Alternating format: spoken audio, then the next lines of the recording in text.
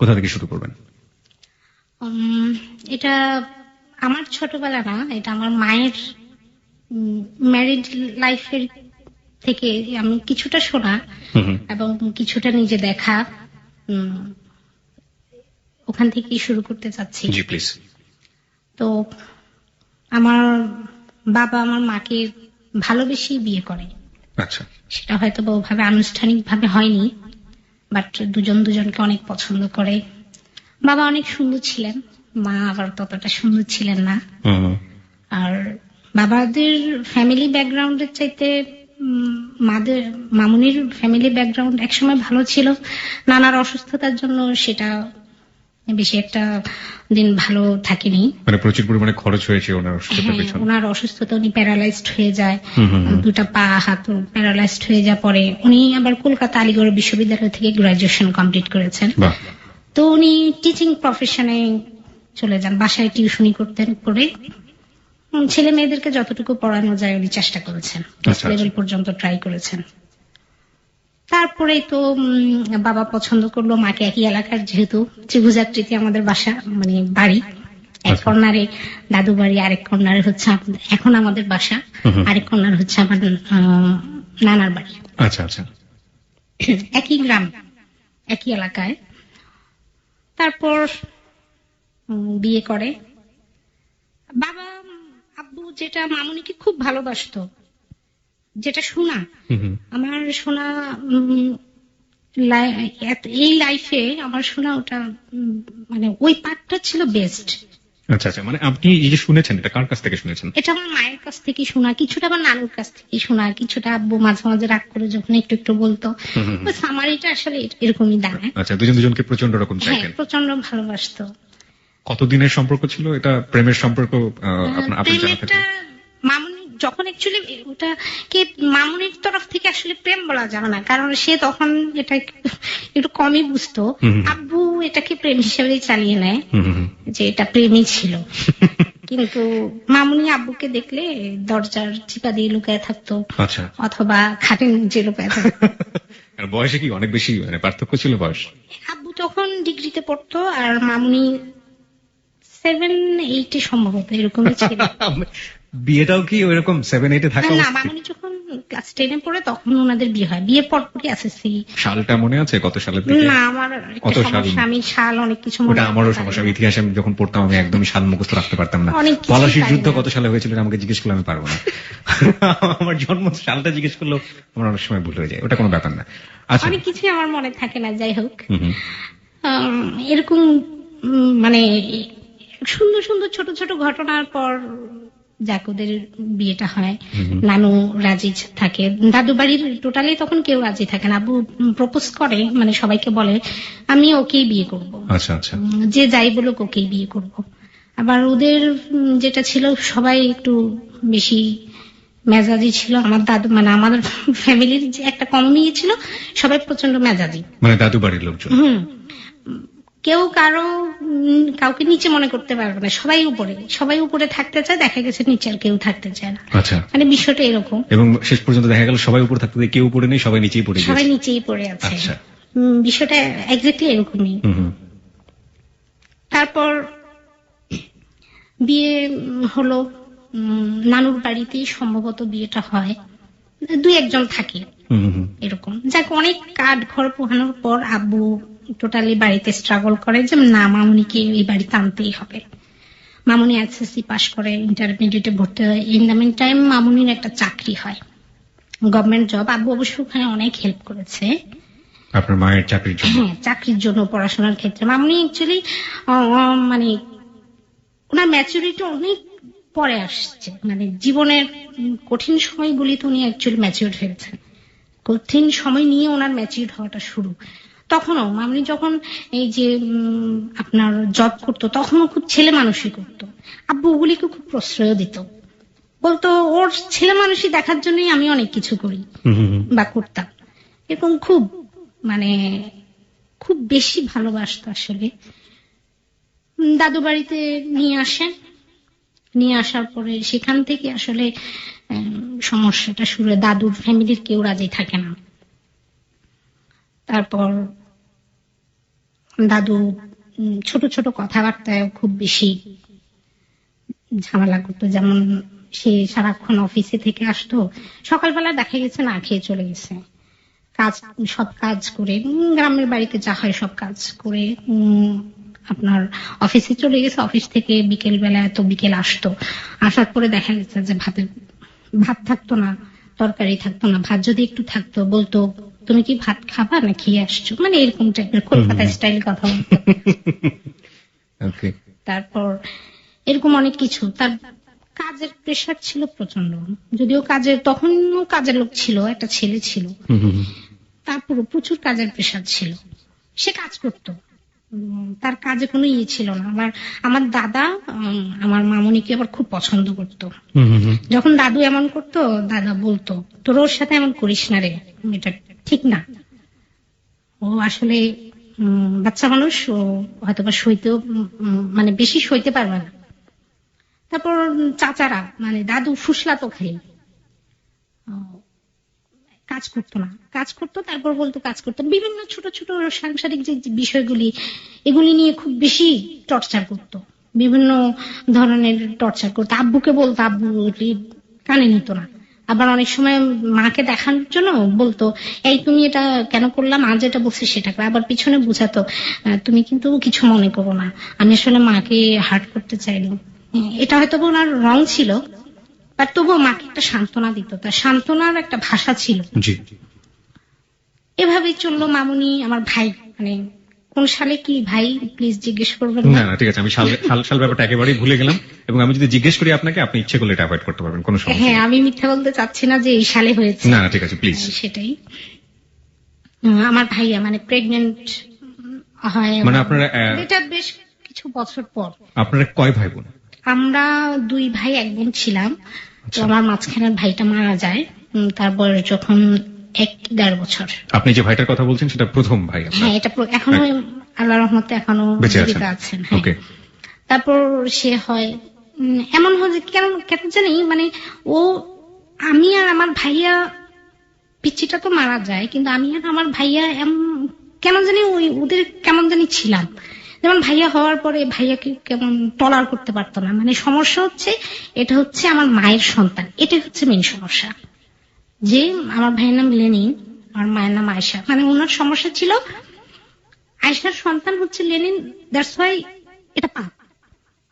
এদেরকে মানে দাদির যে ভালোবাসা বা সবার যে একটা মানে অ্যাকসেপ্টেন্স, খুশির একটা বিষয়, প্রথম সন্তান ছেলে, তারপর আবার প্রথম একটা সন্তান হলো বা তার এই ছেলের ঘরে, এই জিনিসটা ছিল না। দেখানো হয়তো বা আব্বু সামনে থাকলে হয়তো একটু একটু দেখাতো, কিন্তু তেমন বেশি না। একদিন এমন হয় যে আমার ভাইয়া তখন মানে আপনার হাঁটতে পারতো না, কত জানি বয়স, এখনো পা দুটা পোড়া। চুলে রান্না করছিল, ভাইয়া মনে হয় গিয়ে দাদির কাছে গেছে, দাদি চুলার ভিতরে এমনি একটা ধাক্কা দেওয়াতে পা দুটা, ছোট ছোট নান্নি পা যেটাকে বলে, পা দুটা একদম কয়লার মধ্যে গিয়ে তার 2টা পা পুরো ঝলসে গেছে। একটা পা এখনো পুরোটাই পোড়া, এত বয়স হয়েছে ওর, এখনো সে পোড়া দাগটা আছে। ওটা দেখে মাঝে মাঝে দেখে বলতো আমার দাদির জীবনের একটা স্মৃতি রয়ে গেছে। আর কিছু দেখ না দেখ বুড়ি, কিন্তু একটা জিনিস দিয়ে গেছে, একটা সিল মেরে গেছে। মানে খুব ফানি ছিল সে ফানি খুব, এটা বলতো। বেঁচে আছেন উনি এখনো দাদু? না না, আল্লাহ ওনাকে মাফ করুক, এক্সপায়ার হয়ে গেছেন উনি বেশ কিছুদিন হলো। দোয়া আসে না কেন জানি ভিতর থেকে, জানি না আল্লাহ আমাকে এর জন্য মাফও করবে না, আমি জানি না, কিন্তু দোয়াটা আসে না। চেষ্টা করি বলতে যে আল্লাহ মাফ করুক, বেহেশত নসিব করুক, কিন্তু আসে না। যাই হোক, এভাবেই অনেক কিছু চললো। এগুলি আমার জন্মের আগে, আমি এগুলি দেখিনি, শুনতাম।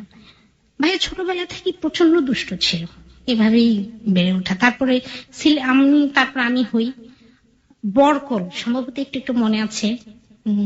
আমি হওয়ার পরে মামুনির ট্রান্সফার বরকল একটা এলাকায় হয়। কি করতেন আপনার মা? সরকারি? হ্যাঁ, উনি ফ্যামিলি প্ল্যানিং সিনিয়র ভিজিটর ছিলেন, তখন ভিজিটর ছিলেন।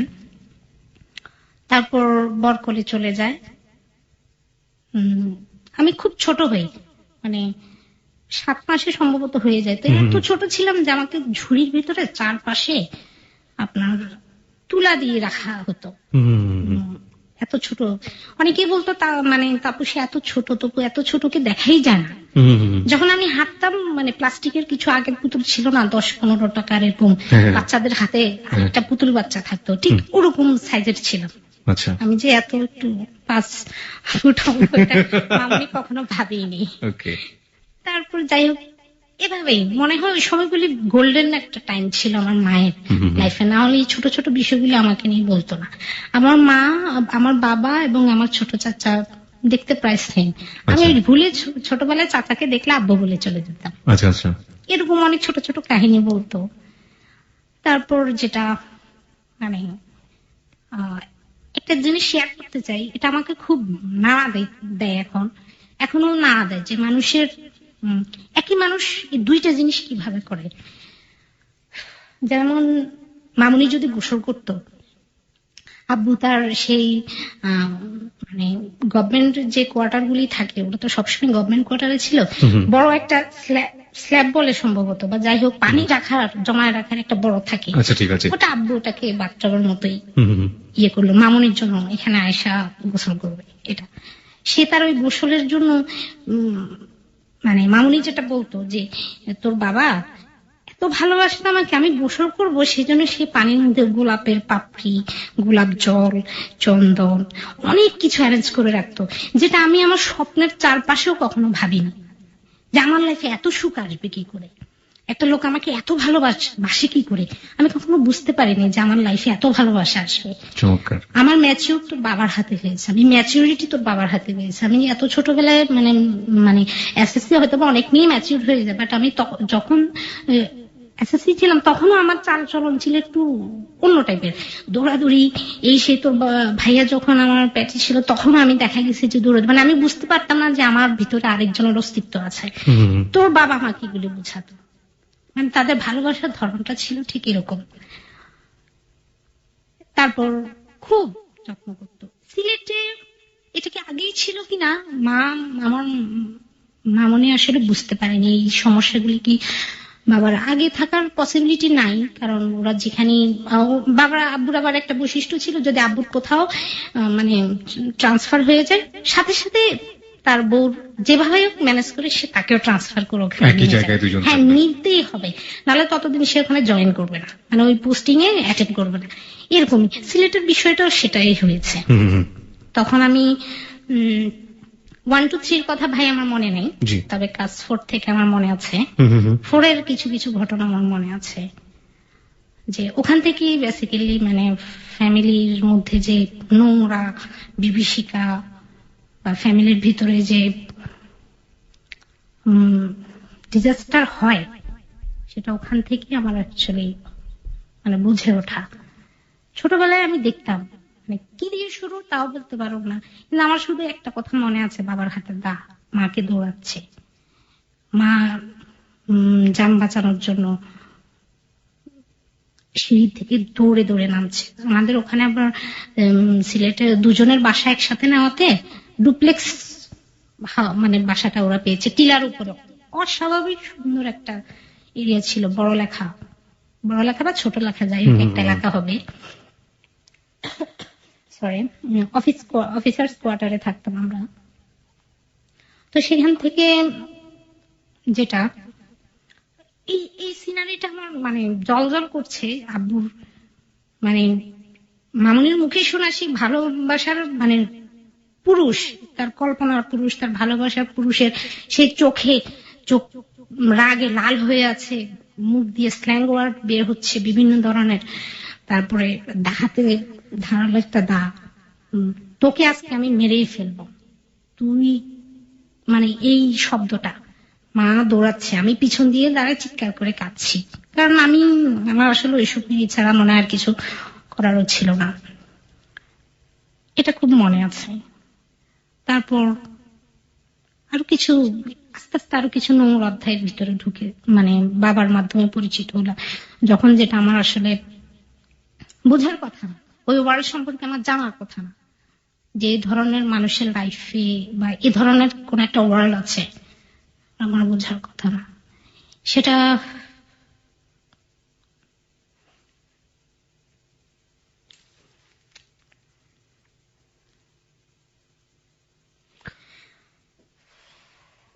ওকে, তপু, আমরা যেহেতু আমাদের এটা মানে দেখানোর কোনো সুযোগ নেই, আপনি যদি হঠাৎ করে বন্ধ হয়ে যান, আমি জানি যে আসলে আপনার বলতে অনেক কষ্ট হচ্ছে। আমার মনে হয় যে আপনার বলা উচিত, কারণ আপনি বলেছেন যে আপনি হালকা হতে এখানে এসেছেন। সো ইউ ক্যান টেল আস।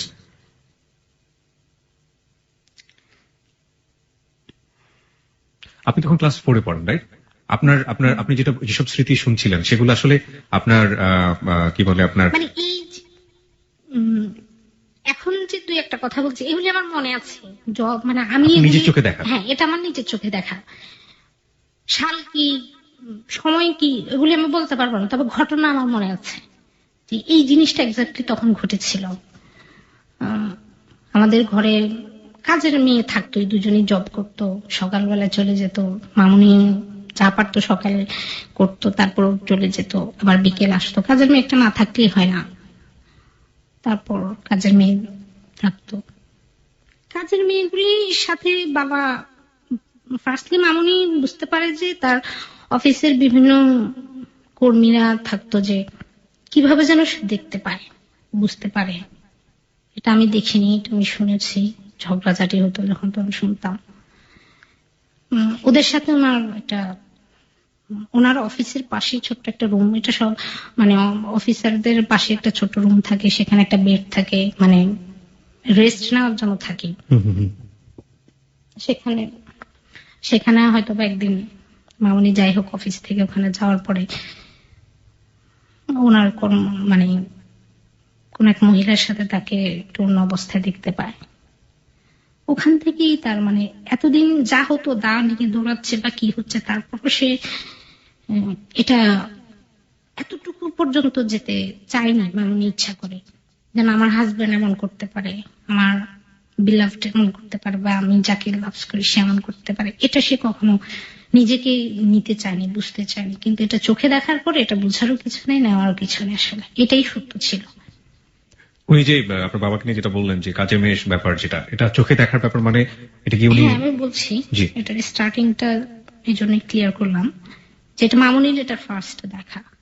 এরপরে অনেক কাজের মেয়ে আছে, কি আছে, এগুলি তো তখন আমার বুঝার বয়স নেই কিছু। কিন্তু হঠাৎ একদিন আমি দেখি কি আমাদের একটা কাজের মেয়ে, একটা সোহাগে ছিল, এটা অনেক মেয়ে ছিল, একটা কাজের মেয়ে মামুনির বেড়ে শোয়া আব্বুর সাথে। আমার এটা খুব খারাপ লাগলো। আমি রুমের বাইরে, মানে আমি স্কুল থেকে আসছি সম্ভবত, আসার পর তারপর আমি যখন দেখার পর আমি বুঝতে পারছিলাম না জিনিসটা কি, কিন্তু আমি এতটুকু বুঝতে পারছি এটা আমার পছন্দ হয়নি। সে আমার মায়ের বেটে কি করছে, আব্বু ওর সাথে কি করছে, মানে এটা আমার পছন্দ হয়নি। যে আমার বাবা আসলে এটা কি করলো, এটা আমি বুঝতে পারছিলাম না। কিন্তু আমি ওই রুমে ঢুকিনি, বাট আমি খুব কষ্ট পাচ্ছিলাম, আর আমি ওয়েট করছিলাম আমার মা কখন আসবে, আমার মামুনি কখন আসবে। যাক, মামুনি আসলো। আসার পরে আমি বললাম, মামুনি দেখো না এই অবস্থা, ওকে তো আমি এইভাবে দেখলাম। তখন মামুনি কি বলছে আমার আসলে মনে নেই, তবে শুধু একটা কথা মনে আছে, অনেক কথার মাঝে, অনেক রাগের মাঝে তার চোখ দুটো লাল হয়ে গেছে, টপ টপ করে শুধু পানি পড়ল। আমাকে বুঝালো এটা আসলে কিছু না, আমি দেখি, আর কি যেন অনেক কথা বললো। কিন্তু আমি ওই আমার চোখ শুধু তার চোখের মধ্যেই বেশি চোখ ফেললো, যে কিভাবে জানি চোখ দুটো দিয়ে পানি পড়ছে, সে কষ্ট পাচ্ছে, আমি বুঝতে পারছি। মানে তখন এটাই আমি রিয়েলাইজ করছিলাম যে আমার মা কষ্ট পাচ্ছে। তারপর এভাবেই এরকম অনেক ঘটনা। আরেকটা আনু ছিল সবচেয়ে ভয়াবহ একটা কাজের মেয়ে। আমি আমার চেহারা এখনো তার মনে আছে। ক্লাস 4 পর্যন্ত আমাদের সিলেটে থাকা, তারপর আমরা চলে আসি, মামুনি আর আব্বু সেপারেশন চলে আসে, ডিভোর্স হয় না, বাট সেপারেট থাকে। আনু সম্ভবত প্রেগনেন্ট হয়ে যায়, এটা নিয়ে সমস্যা হয়। সেই মেয়ে মামুনিকে অর্ডার করতে থাকে। একটা পর্যায়ে আব্বু ওই মেয়ের জন্য মারে বলে, তুই এই বাসা থেকে যাবি, কিন্তু ওই বাসায় থাকবে। ও মাই গড। আমার মা আসলে সহ্য করতে পারতো না। ওই মেয়েকে হয়তো বা দৌড়ে যেত, স্বাভাবিক। আমি হলে হয়তো মা তো তখন খালি হাতে দৌড়ে যেত তাকে মারার জন্য। আমি এখন হলে হয়তো বা দাও নিয়ে দৌড়ে গিয়ে আগে খুন করতাম, পুরো যা হওয়ার হয় তা দেখবো। আমার কাছে এখন মনে হচ্ছে তার তখন আসলে দাও নিয়ে যাওয়া উচিত ছিল, মনে হয়। অনেক পাল্লামি মনে পড়ছে এখন। যাই হোক, তারপর সে মামনিকে আব্বু শলার ঝাড়ু দিয়ে মারে, লাথি মারে খুব জোরে। আপনার চোখের সামনে? হ্যাঁ, এগুলো আমি দেখতে পেতাম। মারতো, কি বলতো এত মনে নেই, তবে এগুলি আমার খুব মনে আছে। আমি খুব চিৎকার দিয়ে কাঁদতাম, অনেক কাঁদতাম। তারপর পরে ঘটনাক্রমে জানা হয় যে ওই মেয়ে প্রেগনেন্ট ছিল 2 মাসে না 2 মাসে। তারপর ও মামুনির উপর রাজ করতো, মানে তখন সে হয়ে গেল ঘরের করতে, আমার মা হয়ে গেল তার পজিশনে, বিষয়টা এরকম। তারপর মামুনিকে মারার জন্য একবার আব্বা অ্যাটেম্প নেই। পরে কেন মামুনি টের পেয়ে আব্বুর সাথে সরাসরি কথা বলে। কথা বলার পরে সলিউশন চলে আসে। ওটা আমার কাছ থেকে মামুনি সবসময় হাইড করে রাখার চেষ্টা করছে, কিন্তু একদিন ঝগড়া, মানে ম্যাচিউর হয়ে আমি যখন একটু বুঝতে শিখি, ঝগড়ার ফাঁকে দিয়ে কিভাবে যেন মামুনি বলছে, তখন শুনে ফেলছে। আমি ওইটা নিয়ে আর কখনো কোশ্চেন করিনি তাকে, বাট এটাই মারতে চেয়েছিল, সেটা সে বুঝতে পারে, কথা বলে পর কিভাবে যেন যাই আর মারতে পারে না। এভাবেই ওখান থেকে ঝড় ঝাপটা ঝামেলা দুজনে। এই ফাঁকে আরেকটা কথা বলে নি, এত টর্চারের ফাঁকে আমার মা ড্রাগ অ্যাডিক্টেড হয়ে পড়ে। ড্রাগস, প্যাথেড্রিন, মনে আছে 2-3টা শব্দ, প্যাথেড্রিন হয়ে পড়ে। তারপর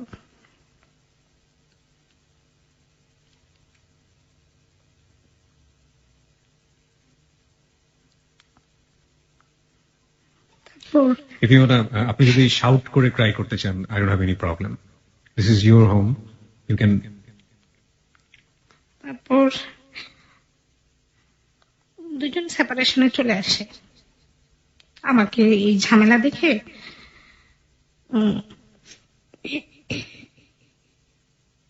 আব্বু বাব্বু বা মামনি দুজনে মনে হয় ডিসাইড করে যে আমাকে আপাতত জ্যাঠার বাসায় পাঠিয়ে দেবে। যাই হোক, এই ঝামেলার মধ্যে আমাকে রাখবে না। এর মধ্যে ভাইয়া ম্যাচিউর থাকে, 9-10 পরে হয়তো বা। ও কিছু, ওর একটা ইয়ে ছিল যে ও কিছু দেখলেই, এসব ঝামেলা হলেই ও ঝামেলা থেকে এড়ে থাকতো, কি মানে নিজেকে সে কন্ট্রোল করতে পারতো না, ভাঙাভাঙি করতো, কাপড় চোপড় নিয়ে 5-6 মাস আর তার দেখা নেই, সে অনেক দূরে চলে যেত। কিন্তু আমি পারতাম না এই 5-6 মাসের জন্য নিজেকে আড়াল করতে, বিন্দাস একটু ঘুরতে, মানে এই লাইফটা থেকে নিজেকে ডিটাচ করতে আমি পারতাম না।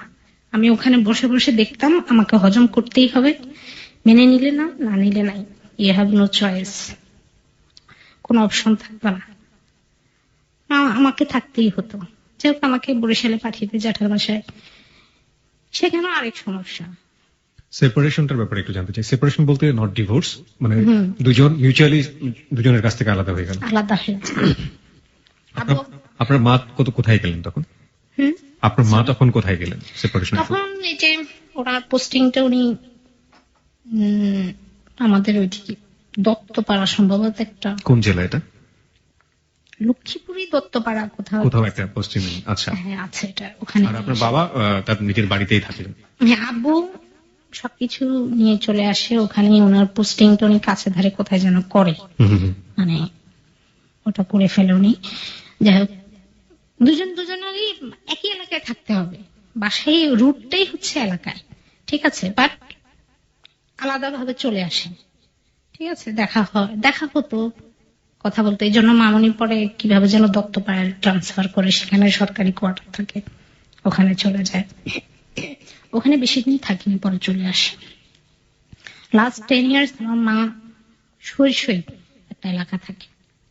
ওকে, হ্যাঁ, লক্ষ্মীপুরে। ঠিক আছে, আমরা ওই গল্পগুলোতে যাবো, আপনার আম্মুর জীবন কাহিনী আমরা জানবো। আপনি যেখানে যাচ্ছিলেন যে আপনার জেঠার বাসায় যেতে হয় বোধহয়, হ্যাঁ, সেপারেশনের পরে।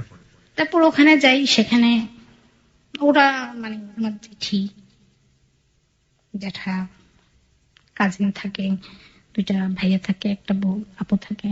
ওরাও আমাকে কেন জানি মেনে নিতে পারতো না। কেন? আপনি তো ইচ্ছে করলে আপনার বাবার সঙ্গে থাকতে পারতেন ওই সময়টাতে। না, ওই সময় আমাকে রাখতে চায়নি, এটা ওরা ডিসাইড করেছে, আপ টু দেম। মানে দুজনে মিলে মিউচুয়ালি একটা ডিসাইড করেছে যে আপনাকে এই এখানে মুহূর্তে রাখবে না। আমাদের সাথে ওকে রাখা যাবে না, আচ্ছা আচ্ছা। রাখলে সমস্যা। দুজনের এই টানা হাসরা আমার কি হয় না হয়, এই জন্য আমাকে দূরে সরিয়ে রেখেছে। পরে আব্বু মানে জ্যাঠার বাসায় যাওয়ার পর যেটা হলো,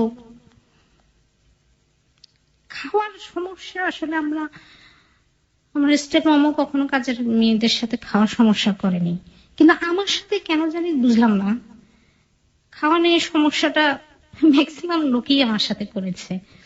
যেমন ওখানে যেতাম, পচা বাসি যদি কিছু থাকতো সেটা আমার কপালে জুটতো। 1 বছর ছিলাম, গোল্ডেন 1 ইয়ার্স, তারপর 1 ইয়ার আর কি। তারপর পচা খাবারটা আমারই জুটতো, ভালো জিনিস ওরা দেখা গেছে অন্য রুমে খেত। আমি তখন তো 5 গিয়ে ওখানে ভর্তি হই। অনেক কিছু করতে দেয়, আমি পারি না এটা আমি কখনো ভুলি না, আমি চেষ্টা করি করার, কিন্তু আমার এইজের সাথে বা আমার ইয়ের সাথে ওগুলি আসলে আমি করে উঠে কুলিয়ে উঠতে পারতাম না, কিন্তু চেষ্টা করতাম। গায়ে হাত তুলতো? গায়ে মার, চড় থাপ্পড়, গাল তো আমার অল টাইমই ব্যথাই থাকতো চড় থাপ্পড় খেতে খেতে এরকম। একদিন আমাকে কি যেন একটা, কি অনেকগুলি কাপড়, বড় বড় লম্বা, আমার সাইজের চেয়ে তো অনেক বড় বড় কাপড় চোপড় ভাঁজ করতে দিয়েছে। আমি ওটা চেষ্টা করেছি, কারণ এই সাইডে কর্নার দিয়ে এটা বের হয়ে আছে, ওইটা বের হয়ে আছে, চেষ্টা করেছি। সরি, আলনার কাপড় ভাঁজ, একটা টুলের উপর উঠে যতটুকু পেরেছে করেছি। আমি সেদিন খুশি ছিলাম, আমি কাজটা আজকে কমপ্লিট করেছি, সবগুলি 1-1.5 ঘন্টা লাগিয়ে করেছি। কিন্তু জেঠি এটার জন্য আমাকে খুব, কাকে যেন পাশে ওনার আবার ভাই থাকতো, ভাইয়ের বউ থাকতো, ভাইয়ের বউকে ডেকে এনে বললো এত বড় মেয়ে হলো কিছুই করতে পারে না। তারপর আরো অনেক কমেন্টস করে, মা বাপের এই সেই হ্যান ত্যান করতে একটা আজাদ ধরে নিয়ে আসছে বাসায়, একটা কাজ ঠিক মতো করতে দেই, তাও করতে পারে না। এরকম বিভিন্ন কথা প্রতিনিয়ত শুনতেই থাকে। সকালবেলা খুব জঘন্যভাবে ঘুম থেকে উঠাতো।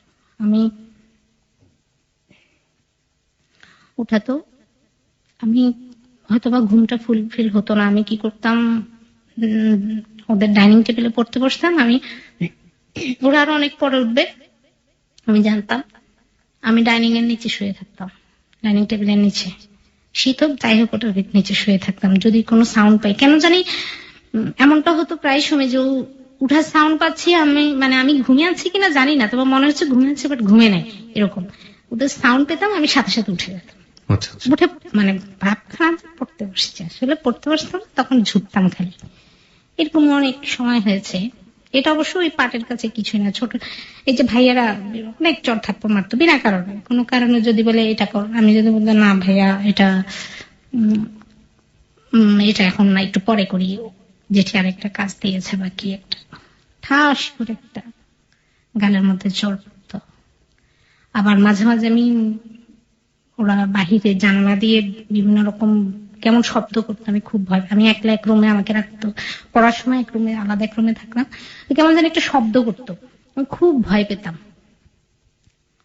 তো এটা আসলে কিছুই না, কিন্তু তখনকার আমার সময়টা ছিল আমি প্রচন্ড ভয় পেতাম। দৌড়ে যদি চলে আসতাম, ওরা সামনে এসে বলে এই তুই এদিকে দৌড়ে আসলি কেন, তুই এখানে কি জন্য দৌড়ে আসলি, ধাক্কা দিয়ে প্রচন্ড জঘন্যভাবে ধাক্কা দিয়ে আবার এই রুমে আমাকে পাঠিয়ে দিত। ওই সময় আমার হয়তো আমার নরম মায়ের সেই বুকটা দরকার ছিল, যেখানে আমি জড়িয়ে ধরে বলতাম মা ওই রুমে কিসের জানি শব্দ হচ্ছে, আমার ভয় লাগছে। মা তখন আদর করে বলতো দেখি তো কি মা, এরকম কিছু শুনতে চাইতাম তখন তা আমি পেতাম না। জ্যাঠার কাছে আমি অঙ্কের খুবই কাঁচা, তো জ্যাঠার কাছে অঙ্ক করতে গেলে বুঝাতো, আমি ভয়ে বলতে পারতাম না যে বুঝি না বা কিছু, হয়তো বা মুখ দেখে বলতে পারতো, দিতে একটা চড়, বুঝতে পারিস না বলিস না কেন, বা বুঝতে না পারার কি আছে, এই জন্য পরে ভয়ে ওনার কাছে অঙ্ক করতে যেতাম। এরকম বিভিন্ন কাহিনীর মধ্যে দিয়ে 1 বছর ওখানে খুব কমপ্লিকেটেড 1 বছর শেষ হয়। তারপর আমি আমার বাড়িতে বেড়াতে আসি, আমরা ওখান থেকে আমাকে নিয়ে আসে। এমন হয় যে জেঠি আরেকজনের কাপড় চোপড় আমাকে পরতে দেয়, যে এটা তুই এগুলি পর, কাপড় চোপড় কিনতে হবে না। ঈদের সময় কখনো আব্বু, কিন্তু এমন না যে আব্বু আমার খরচের জন্য কোনো টাকা দিত না বা কোনো খরচ, আব্বু টাকা পাঠাতো, মামুনিও পাঠাতো, কিন্তু আমাকে দিত আরেকজন, ওনার বোনের ভাইয়ের মেয়ের কাপড় চোপড় পরতে দিত। এটা আমার খুব লাগতো। আমি তখন ছোট থাকলেও তখন আমার খুব লাগতো, কেন আমি আরেকজনেরটা পরবো, এরকম করতো। তা আমি ডিসাইড করি যে এবার বাড়িতে গেলে যেভাবে হোক আমি আর যাবো না, আসবো না এদিকে। 5টা ওখানে মানে আপনার বার্ষিক পরীক্ষাটা দিয়ে, এক্সামটা দিয়ে তারপরে চলে আসি। আসার পরে তারপর যাওয়ার দিন আমাকে খুব জোর করছে যে আমাকে নিয়ে আসবে বরিশালে। আমি মনে আছে আমার খালি পা ছিল, অনেক এক রুম থেকে শুনতে পাই যে ওরা, হ্যাঁ সকালে ঘুম থেকে উঠে শুনতে পাই যে ওরা আজকে সকালে কিছুক্ষণ পরেই চলে যাবে আমার ব্যাগটা গোছানোর জন্য। তারপর এগুলি গোছানোর জন্য আমাকে বলে, আমি কিছু বলি না, মুখটা ধুয়ে খুব জোরে বন জঙ্গল দিয়ে একটা দৌড় মারি। বিভিন্ন বাড়ি টাড়ি ঘুরে টুরে এসে সরাসরি নানার বাসায় আসতে 5 মিনিটও লাগতো না, কিন্তু আমি অনেক বাড়ি আধা ঘন্টা 1 ঘন্টা দৌড়ে ঘুরে ঘুরে ঘুরে ঘুরে নানার বাসায়। তখন এই যে রান্নাঘরের উপরে একটা লাকড়ি রাখার একটা ইয়ে রাখা মাচা, সেই মাচার উপরে লাকড়ির চিপা দিয়ে আমি বসে থাকি। ওখানেও আসে জ্যাঠা খুঁজতে, ভাইয়াও খুঁজতে আসে, কইও ঠিক আছে ও যাবে না, ওকে নেব না, কিন্তু ওকে আসতে বলো, বাসায় কোথায় গেছে, খোঁজাখুঁজি হয় মোটামুটি। আচ্ছা, এই যে আপনি তো এখানেও ভালো ছিলেন না, তো আপনার কখনো মনে হয়নি যে এই জায়গাটা ছেড়ে যেখানে আমাকে নিতে যাচ্ছে সেখানেই আমার যাওয়া উচিত? এরপর যে জঘন্য অধ্যায় শুরু হবে সেটা আমি অ্যাডভান্স কিভাবে বলবো, ঠিক মানে আছে? আপনার কাছে মনে হচ্ছে যে কোনো জায়গাতে আসলে শান্তি নেই, কোনো জায়গাতে আসলে আপনার মা তো সেপারেট হলো, যখন আপনার মার সাথে তো আপনি থাকতে পারতেন, আপনি মার সাথে কেন যাননি? মার সাথে থাকিনি কারণ আব্বু দিতে চায়নি, আব্বু তখন মার সাথে দিতে চায়নি, একটা সমস্যা। আর মামুনি সবসময় যেটা বলতো যে তোর আব্বু তো আমাকে দিতেও চায়নি, আর এখন যখন আমি 7-8 পড়ি তখন আমাকে বললো, আর এখন আমি যেখানে থাকি তোর এজটা এমন এক ডেঞ্জারাস একটা এজ, আমাকে সারাক্ষণ অফিসে থাকতে হবে, তুই বাসায় থাকবি, তারপর তোকে আমি কোন স্কুলে দেবো। ওইদিকে বললাম মানে খুব পাড়াগা, ওখানে শিক্ষার হার বলে কোনো কিছু নেই। জি, আমরা গল্পের এই পর্যায়ে ছোট্ট একটা বিরতি নিতে চাচ্ছি। ছোট্ট বিরতি মানে বুঝতে পারছেন রাত 12টার সংবাদ। আমরা জীবনের গল্পে একটা জিনিস বারবার বলে থাকি, নাটক, সিনেমা কিংবা উপন্যাসের অর্ধেক কিংবা তার অল্প অংশ শুনলে শেষটুকু কিছুটা হলে অনুমান করা যায়। জীবনের গল্পের ঠিক বৈশিষ্ট্য একটা জায়গাতেই আছে, সেটা হচ্ছে শেষ জায়গাটা আসলে কোনটা সেটা সম্পর্কে কোনোভাবেই কোনো অনুমান করা যায় না।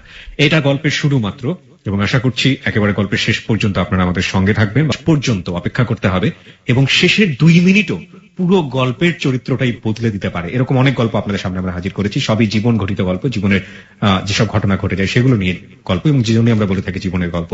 সুতরাং অপেক্ষা করুন শেষ পর্যন্ত। জাহিদ হাসান লিখেছে, ভাই রিয়েলি মানুষের লাইফ এত কষ্ট, এত বৈচিত্র্য। শাহিন আলম লিখেছে, আচ্ছা আপু, আপনার মা কি কাজের ফাঁকে ফাঁকে আপনার বাবাকে সময় দিত না? আপনার মা কি আপনার বাবার প্রতি যত্নশীল ছিলেন? এ ধরনের অনেক প্রশ্নই আসছে, এবং যে প্রশ্নগুলো আমরা শেষ পর্যায়ে আমরা তপুর কাছে করব, এবং 2-1 একটু অনেকেই বিশেষ করে একটা ড্রাগ সম্পর্কে মন্তব্য রেখেছেন, এখানে প্যাথেড্রিন নিয়ে কিছু একটা প্রশ্ন করেছেন একজন বন্ধু। তার আসলে বেশ কিছু মন্তব্য পড়ে আমি অনেক বেশি হতাশই হয়েছি। কি সব লিখছেন, বুঝে শুনে লিখছেন নাকি ইচ্ছাকৃতভাবে আসলে গল্পটাকে অন্যদিকে নেবার চেষ্টা করছেন? আপনাকে বলতে চাই সেটা হচ্ছে ড্রাগ সম্পর্কে আপনার কোনো আইডিয়া নেই, কোনো ধারণাই নেই। আপনি প্যাথেড্রিনের ইতিহাস জানতে চেয়েছেন। আপনি যদি গুগলে সার্চ করে খোঁজ করেন তাহলে দেখবেন যে এটার ইতিহাস কতটা পুরনো, এবং দাদার আমলেও এই ওষুধটার জন্ম হয়েছিল। যাই হোক, নাজমুলিল্লাহ একটা মন্তব্য করেছেন, কেউ যদি ভালো কমেন্টস করতে না পারেন প্লিজ ফালতু কিছু কমেন্টস করে নিজের ফ্যামিলিকে নিচে নামাবেন না। মানুষের কথায় বোঝা যায় যে সে কোন ধরনের ব্যাকগ্রাউন্ড থেকে এসছে এবং তার ফ্যামিলির ব্যাকগ্রাউন্ড আসলে কি। এরকম অনেক মন্তব্য এখানে আসছে, আমরা সেই মন্তব্যগুলো পড়তে চাই এবং সবার প্রতি আমরা শ্রদ্ধা রাখতে চাই, এই কারণে যে আপনারা আমাদের সাথে আছেন, শুনছেন, কে কিভাবে নিচ্ছেন। আমরা বারবারই বলে থাকি আমাদের গল্পে যে আমরা কোনো লেসন দিতে চাই না, কোনো অ্যাডভাইস করি না, আমাদের গল্পে কোনো উপদেশ দিতে চাই না। এই গল্পটা শোনার পরে আপনি কিভাবে গল্পটাকে নেবেন সেটা একান্তই আপনার ব্যক্তিগত ব্যাপার। এবং আজকে যিনি অতিথি এখানে এসেছেন তারও এটা নিয়ে কোনো মাথা ব্যথা নেই, কারণ তিনি আসলেই কোনো কিছু আপনাদের কাছ থেকে প্রত্যাশা করেন না, শুধুমাত্র তার সাথে কিছুটা সময় পার করা ছাড়া। ফেসবুক পেজটি হচ্ছে facebook.com/hello8920। আমি আবারও বলছি facebook.com/hello8920 HELLO8920। এবং আমাদের ফোন নাম্বারটি হচ্ছে 91156668। আবারও বলছি 91156668। তপু, আপনি ফেসবুকের যে কথাগুলো শুনলেন, আপনি সেগুলো ইচ্ছে করলে গল্পের মাঝখানে কোন এক সময় বলে দিবেন, উত্তর দিয়ে দিবেন। আমার মোটামুটি মনে হয় আমরা সব উত্তর পেয়ে গেছি আপনার গল্প থেকে। ওরা যদি মনোযোগ দিয়ে শুনে তাহলে বলেই যাবে। একটা কথা বলতে চাই, জি। সেটা হচ্ছে আমি জীবন খুব বেশি এক্সপিরিয়েন্সড তা বলবো না, তবে আমি জীবন থেকে অনেক কিছু শিক্ষা পেয়েছি। সবচেয়ে বড় শিক্ষা আমি আমার বাবার কাছ থেকে পেয়েছি। এখন ফেসবুকে আমার ভাইয়ারা, মানে শ্রদ্ধেয় লিসেনার যারা, ওনারা অ্যাকচুয়ালি ওনার কি কমেন্টস করেছেন, it's not my headache. Right. এটা আমি বিলিভ করি, কারণ বাবা হচ্ছে সবচাইতে বড় টিচার। আর আমি যদি সেখান থেকে যদি এই ধরনের এক্সপিরিয়েন্স আমি পেয়ে এসেছি, ওনার দুই একটা কমেন্টসে বেসিক্যালি আমার আসলে কিছু আসা যায় না। আমার এখানে লাইফের ধারা চেঞ্জ হচ্ছে না। আমি কিন্তু এগুলি পার করে আসছি, স্টিল নাও আমি এখন এগুলির ভিতর দিয়ে আছি। আমার কিন্তু লাইফের ধারা ওনার কমেন্টসে শেষ হচ্ছে না, চেঞ্জ হয়ে যাচ্ছে না। আর ওনাকে আমি ওয়েলকাম জানাচ্ছি, উনি এরকম ব্যতিক্রম ধর্মী আরো কিছু মিল করুক। ওকে, আমরা একটু আপনার সেই প্রসঙ্গে আসতে চাই যেখানে আপনি ছিলেন, যে জায়গাটায়, যে হ্যাঁ আপনাকে জোর করে নিয়ে আসতে গিয়েছিলেন। তারপর আমি যাইনি, আমি খুব কান্নাকাটি করেছি।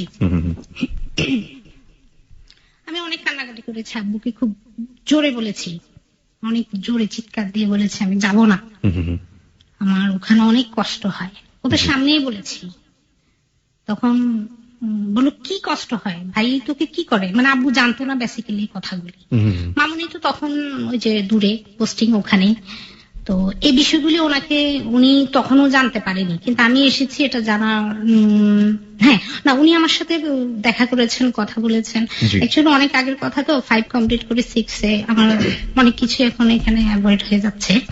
তবে যেটা আমার এটাই মনে আছে যে আমি আব্বুর সামনে অনেক জোরে চিৎকার দিয়ে বলেছি আমার ওখানে অনেক সমস্যা হয়, আমি ওখানে যাব না।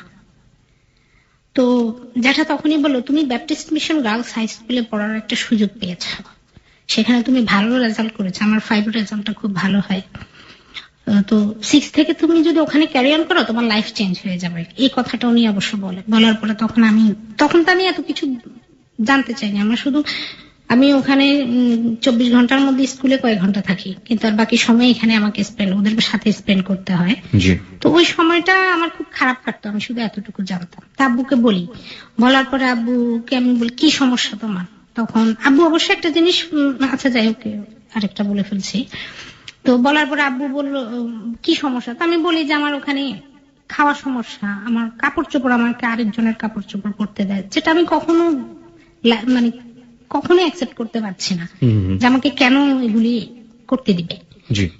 তো বলার পরে আব্বু হয়ে যায় সব, যেটা তখন উনি অবশ্য একটা কথা বলে আজীবন আমার মনে থাকবে, যে হ্যাঁ আমি তোমার জুতার দিকে তাকিয়ে বুঝতে পেরেছি 1 বছরে তোমার 1 জোড়া জুতা, যেটা তুমি স্কুলেও পড়েছো, অনুষ্ঠানও কাটিয়েছো। 1 বছরে তুমি 2 বার বাড়িতে এসেছো, ওই জুতার মধ্যে তোমার কয়েক জায়গায় সেলাই দেখে আমি বুঝতে পেরেছি, কিন্তু এটাকে আমি অতটা গুরুত্ব দিইনি, ভাবলাম হয়তো বা এমনিতেই। তখন শুধু আব্বু জ্যাঠার দিকে তাকে একটা কথা বলে, ভাই আপনি কি করলেন, আমার মেয়েটার সাথে কি করলেন, একটা কথা। ওটাই মনে হয় আব্বুর আমার জন্য খুব মায়া ভরা, দরদ ভরা লাস্ট ডেলিভার্ড স্পিচ থাকে। যাই হোক, তখন কিন্তু আমার কিছু বাদ পড়ে, সেটা হচ্ছে যে আমি যখন বরিশালে থাকি তখনই শুনতে পাই যে আমার স্টেপ আব্বু বিয়ে করেছে। আমাকে তো ওরা সেপারেশন হওয়ার সাথে সাথে আমাকে পাঠায় দেয়। অলরেডি আমি 1 বছর ওখানে কমপ্লিট করে আসি, যাব না বিশ্বাস করে ফেলি। তারপর শুনি আব্বু চিঠি লিখছে জ্যাঠার কাছে যে আমি বিয়ে করে, ভাই আমি তো জ্যাঠা যেতে পারিনি কি জন্য যেন, ভাই আমি বিয়ে করেছি, এটা ফ্যামিলিগত ভাবেই হয়, জ্যাঠা কি জন্য হয়তো যেতে পারে। তো আমি আসলে বিয়ে করেছি নিজের জন্য না, আমার সন্তানদেরকে মা দেওয়ার জন্য। তো ওদের মায়ের আদর, মায়ের ভালোবাসা, আমার সন্তান দুটাকে আমি যাতে কোনো সমস্যা না হয় এই জন্য আমি ওদেরকে আমি বিয়েটা করেছি। বিয়েটা করি। আপনার মা তখন ডিভোর্স দেননি আপনার বাবাকে? আপনার বাবাকে ডিভোর্স দেননি? আচ্ছা, আমরা প্রসঙ্গে আমরা আসবো না, কারণটা হচ্ছে প্রথম স্ত্রীর পারমিশন ছাড়া। না, পারমিশন আমার মা দিয়েছে। পারমিশন আবু, দিয়েছেন? হ্যাঁ, আবু জিজ্ঞেস করেছে মামনিকে, যেরকম আয়শা আমি বিয়ে করব, আচ্ছা আচ্ছা, বা তুমি কি বলো। না সরি, এটা আব্বুর এক চাচাতো ভাই আব্বু মামনিকে কি বলেছে, যেরকম ওকে আমরা বিয়ে করাতে চাচ্ছি, বা তুমি কি বলো। তখন মামনি বলছে আমার এতে কোনো আপত্তি নেই, বিয়ে করুক, তবে আমি কখনো করব না, কখনো বিয়ে করব না।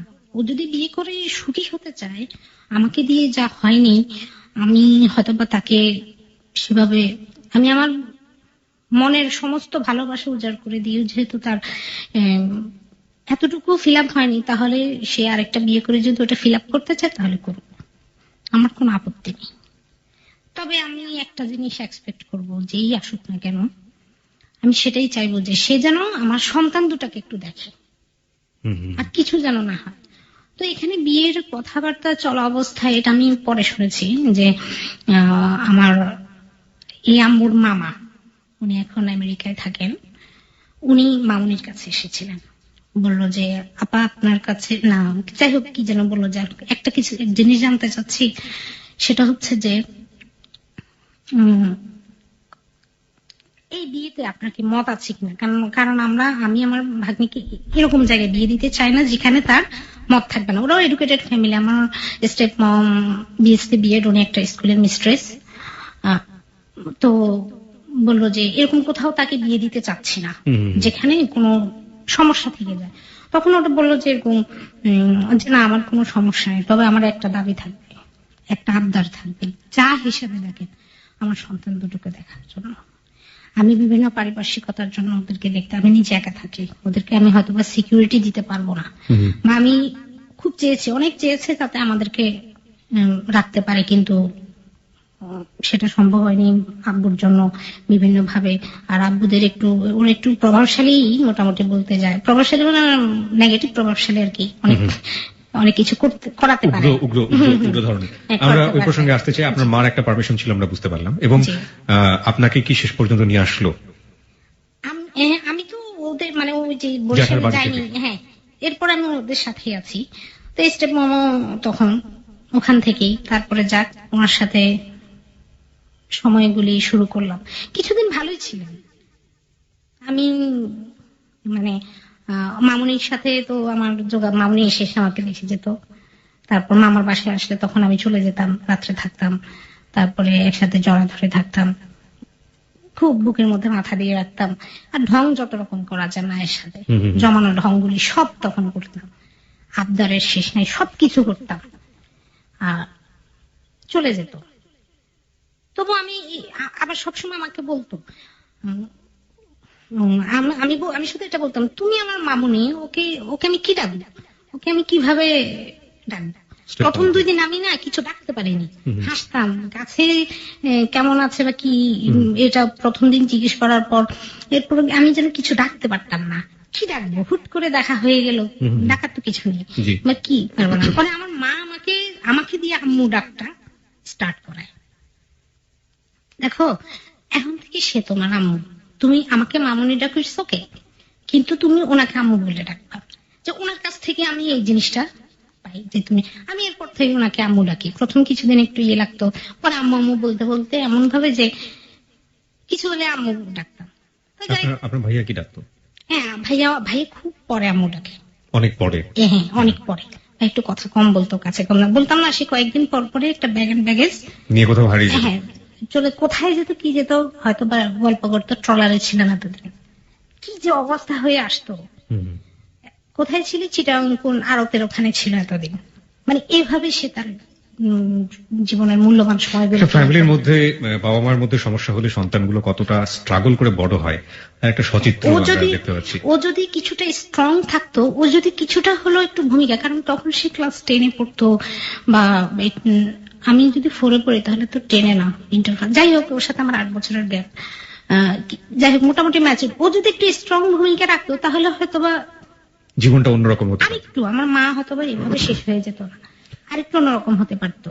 আচ্ছা, তো যেটা বলছিলেন যে আপনার আম্মু ডাক শুরু হলো, আপনার প্রথম দিনকার গুলো সময়গুলো একটু ভালো ছিল।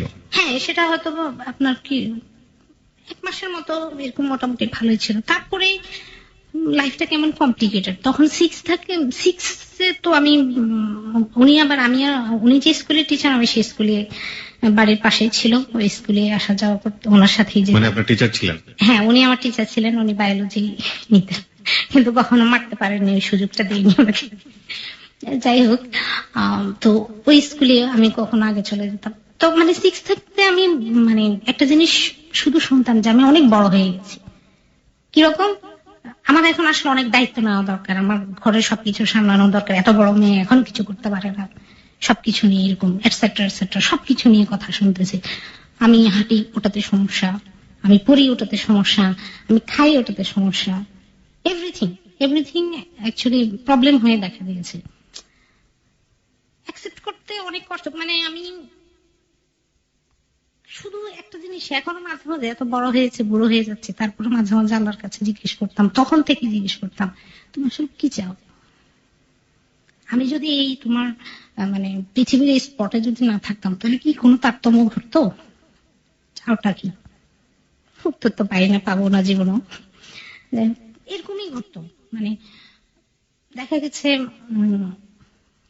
আপনার খেতে বসছি, সকালবেলা দেখা গেছে যে উঠতাম, আমার 7টা-8টার দিকে হয়তো বা প্রাইভেট থাকতো, তারপর চলে যাব। খাবার কিছু তো তখন হবে না, একটা জানা কথা। উনি 10টার দিকে চলে যাবেন, বা হলেও যদি একটু খেতে যেতাম, কিছু করা কথা শুনতে হবে। এই তো উঠছে নবাব জাতি, এখন খাবে, এরকম উঠেই খেতে আসবেন, এসে হ্যান। অনেক সময় দেখা গেছে না খেয়ে চলে যেতাম।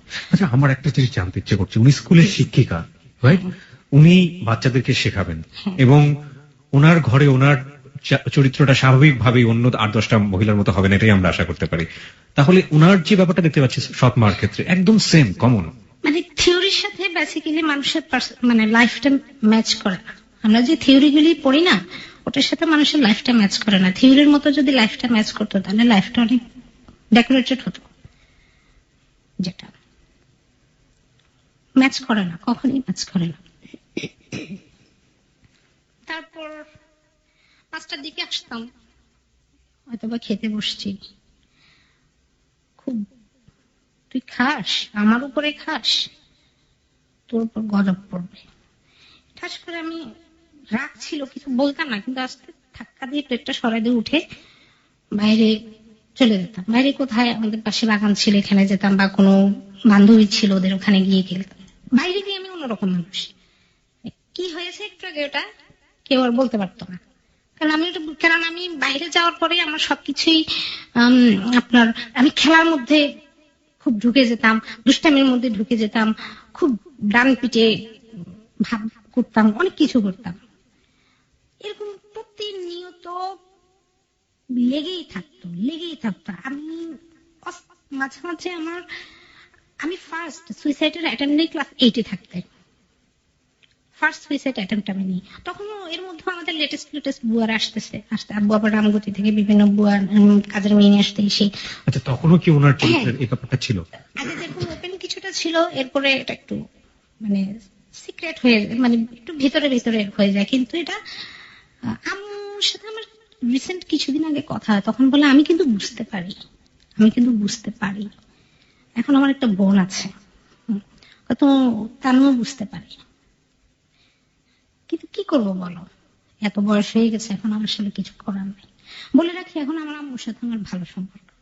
আমি ওনার কাছ থেকে যেটা শোনার জন্য এতদিন তীর্থের কাকের মতো চেয়েছিলাম, যে আমার আম্মু আমাকে ফোন দিয়ে বলবে, তাপসী তুমি ভালো আছো?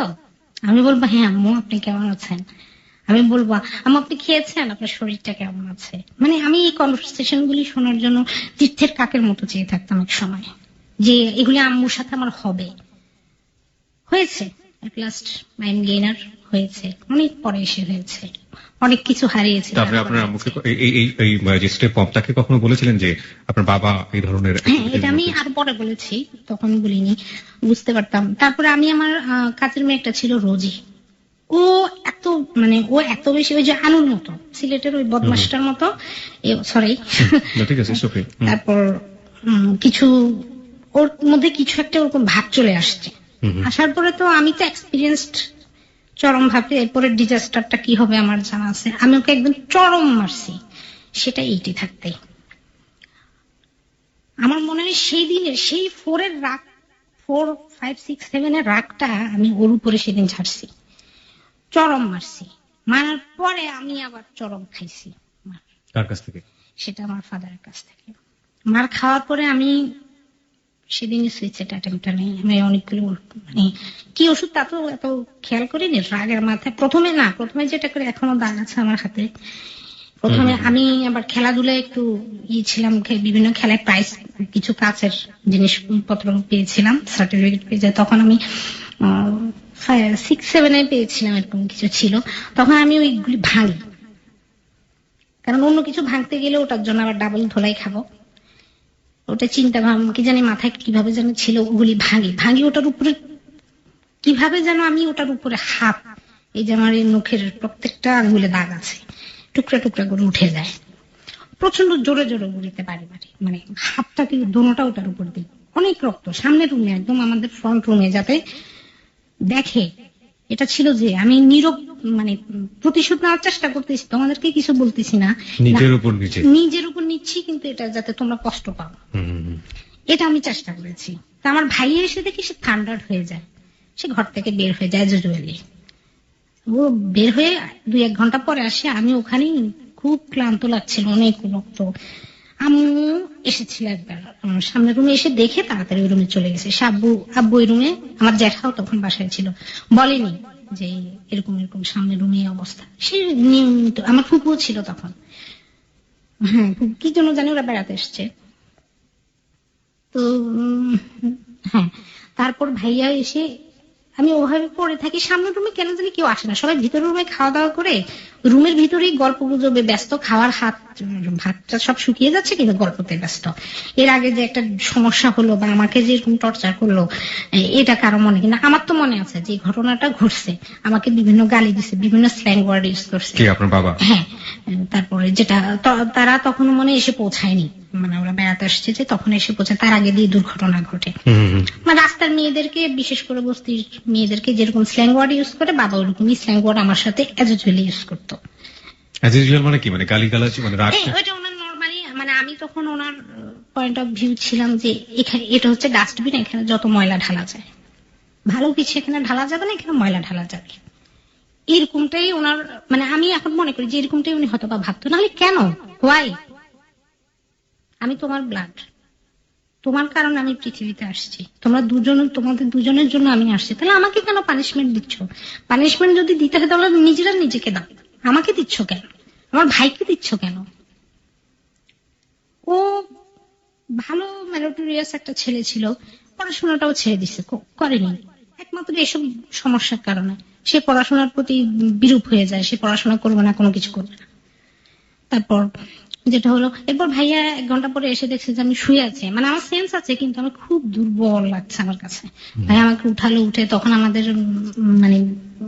তখন আমরা টিন শেডে ছিলাম, আমার পাশে বিল্ডিং এর কাজ হচ্ছে, ওখানে ওই যে মিস্ত্রিরা পানি দেয় না, যে কাজ করে, ওখানে আমাকে নিয়ে গিয়ে হাতটা পরিষ্কার করালো, দোনো হাত পরিষ্কার করালো। ও কাঁদানো সহজে, কিন্তু সেদিন তার চোখ আমি লাল দেখেছি, চোখের কোণে পানিও দেখেছি, চোখে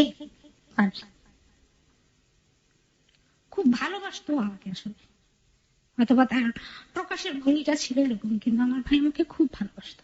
ওর কাছে যদি 100 টাকা থাকতো, আমি যদি বলতাম আমার এটা লাগবে, 70-80 টাকা আমার জন্যই খরচ করতো। কিন্তু একটা ছেলে মানুষ 20 টাকা দিত, ওর কিছু হবে না, জাস্ট ফর এক্সাম্পল। কিন্তু এরকমই করতো সে, এরকম ডেডিকেটেড ছিল আমার প্রতি। আমার অনেক কিছু মানতাম, মাঝে মাঝে ওকে আমি সবসময় তুই বলেই ডাকতাম, এত বড়, তারপর আমি তুই বলেই ডাকতাম, ওই আমাকে শিখেছে, তুই আমাকে সবসময় তুই ডাকবি, ঠিক আছে? মাঝে মাঝে বলতেন একটা চর মারবো যদি এই কাজটা করিস, ওই মেয়ের দিকে তুই তাকালে কি জন্য, এরকম রিলেশন ছিল আমাদের। আমার বান্ধবীদের দিকে মাঝে মাঝে দুষ্টামি করতো, এরকম রিলেশনটা ছিল। যাই হোক, নিয়ে আসার পরে ভাইয়া কি করে, হাতে স্যাভলন ক্রিম লাগিয়ে দেয়, এটি করে, কিছু বলে না, ও কিচ্ছু বলে না আব্বুকেও কিছু। সেদিন আবার বের হয়ে যায়। ওকে বাসায় আমি খুব কম, ও যদি থাকতো তাহলে আমি একটু সিকিউর থাকি, একটু মানে মনে মনে একটা জোর থাকে। আমি না, কিছু আমার বলতে- অন্তত একজন হ্যাঁ, কাছে একজন আছে। আছে। এরকম এরকম আরো দু একটা ঘটনা বলছি। যাই হোক, এরকম ও চলে যায়, এরপর আবার আসে। আরেকদিন আরেকটা যেটা হলো সেটা হলো যে এরকম আহ, খুব সিলি একটা ম্যাটার নিয়ে, আচ্ছা এটা কমপ্লিট করে আমি খেয়ে হারিয়ে ফেলছি আসলে। না প্লিজ, আপনি আপনার মতো করে বলুন আপনার গল্প। আপনার আসলে আপনি নিজেকে হালকা করার জন্য যেভাবে বলতে ইচ্ছে করে আপনি সেভাবেই বলুন, কোনো সমস্যা নেই। আম, আচ্ছা এটাই কমপ্লিট করে নি। তারপর আমি, যখন আমি এটা হওয়ার পরে তারপর আমাকে খেতে ডাকে জ্যাঠা, আমাকে বলে এই মানে তুমি খেতে আসো, তোকে খেতে আসো, বা সবাই ডাকে। তো আমি ওই রুমে যাইতে মানে যাওয়ার সময় আমি শুনি আম্মু ফুপিকে বলে এটা আসলেই বেয়াদব, দেখেন ওর বাবা কি জানি একটু বলছে আর সিন ক্রিয়েট করছে, এরকম মেয়ে আসলেই ভালো না। মানে এগুলো এগুলো যখন বলছে তখন আমার খুব খারাপ লাগছে, তবু আমি যাই। এরপর বলে খেতে বসতে। তারপর আমি ভাবছি আমি খাবো না, কিন্তু ভাবলাম যে না, হাতে যে আমি কি করেছি এটা তো আব্বু দেখেনি, এটা তো ওনাকে দেখানো দরকার, জ্যাঠারও দেখা দরকার যে আমি হাতে কি করেছি। তারপর আমি খেতে বসি, তো আব্বু বলতেছে যে কিরে তোর হাতে কি হয়েছে, কিছুই হয়নি, এরকম একটা ভাব। আছে পানিশমেন্ট, এটা হচ্ছে পানিশমেন্ট, এটা বলে আমি প্লেটটা নিয়ে এদিকে চলে আসি, আর কিছু বলি না। আর একদিন এরকম কি ঘটনায়, এরকম ভাইয়া যখন বাসায় থাকে তখন আবার আমার উপর একটু তো মানে ঝাঁটার বাড়িটার একটু কমই পড়তো, সমস্যা একটু কমই হতো, কিন্তু ও তো বাসায় বেশি থাকতো না, চলে যেত। আর আমি ওকে খুব মিস করতাম, প্রচন্ড মিস করতাম। আমার মিস করার মেজারমেন্ট ও আসলে বুঝতে পারেনি কখনো। আমি বলতাম ভাই তুই যাস না, তুই কই যাস, তুই যাবি না আমাকে রেখে। মামুনি তো তখন দূরে, মাঝে মাঝে এসে আমাকে দেখে যেত, তারপর মামার বাসায় আসতো।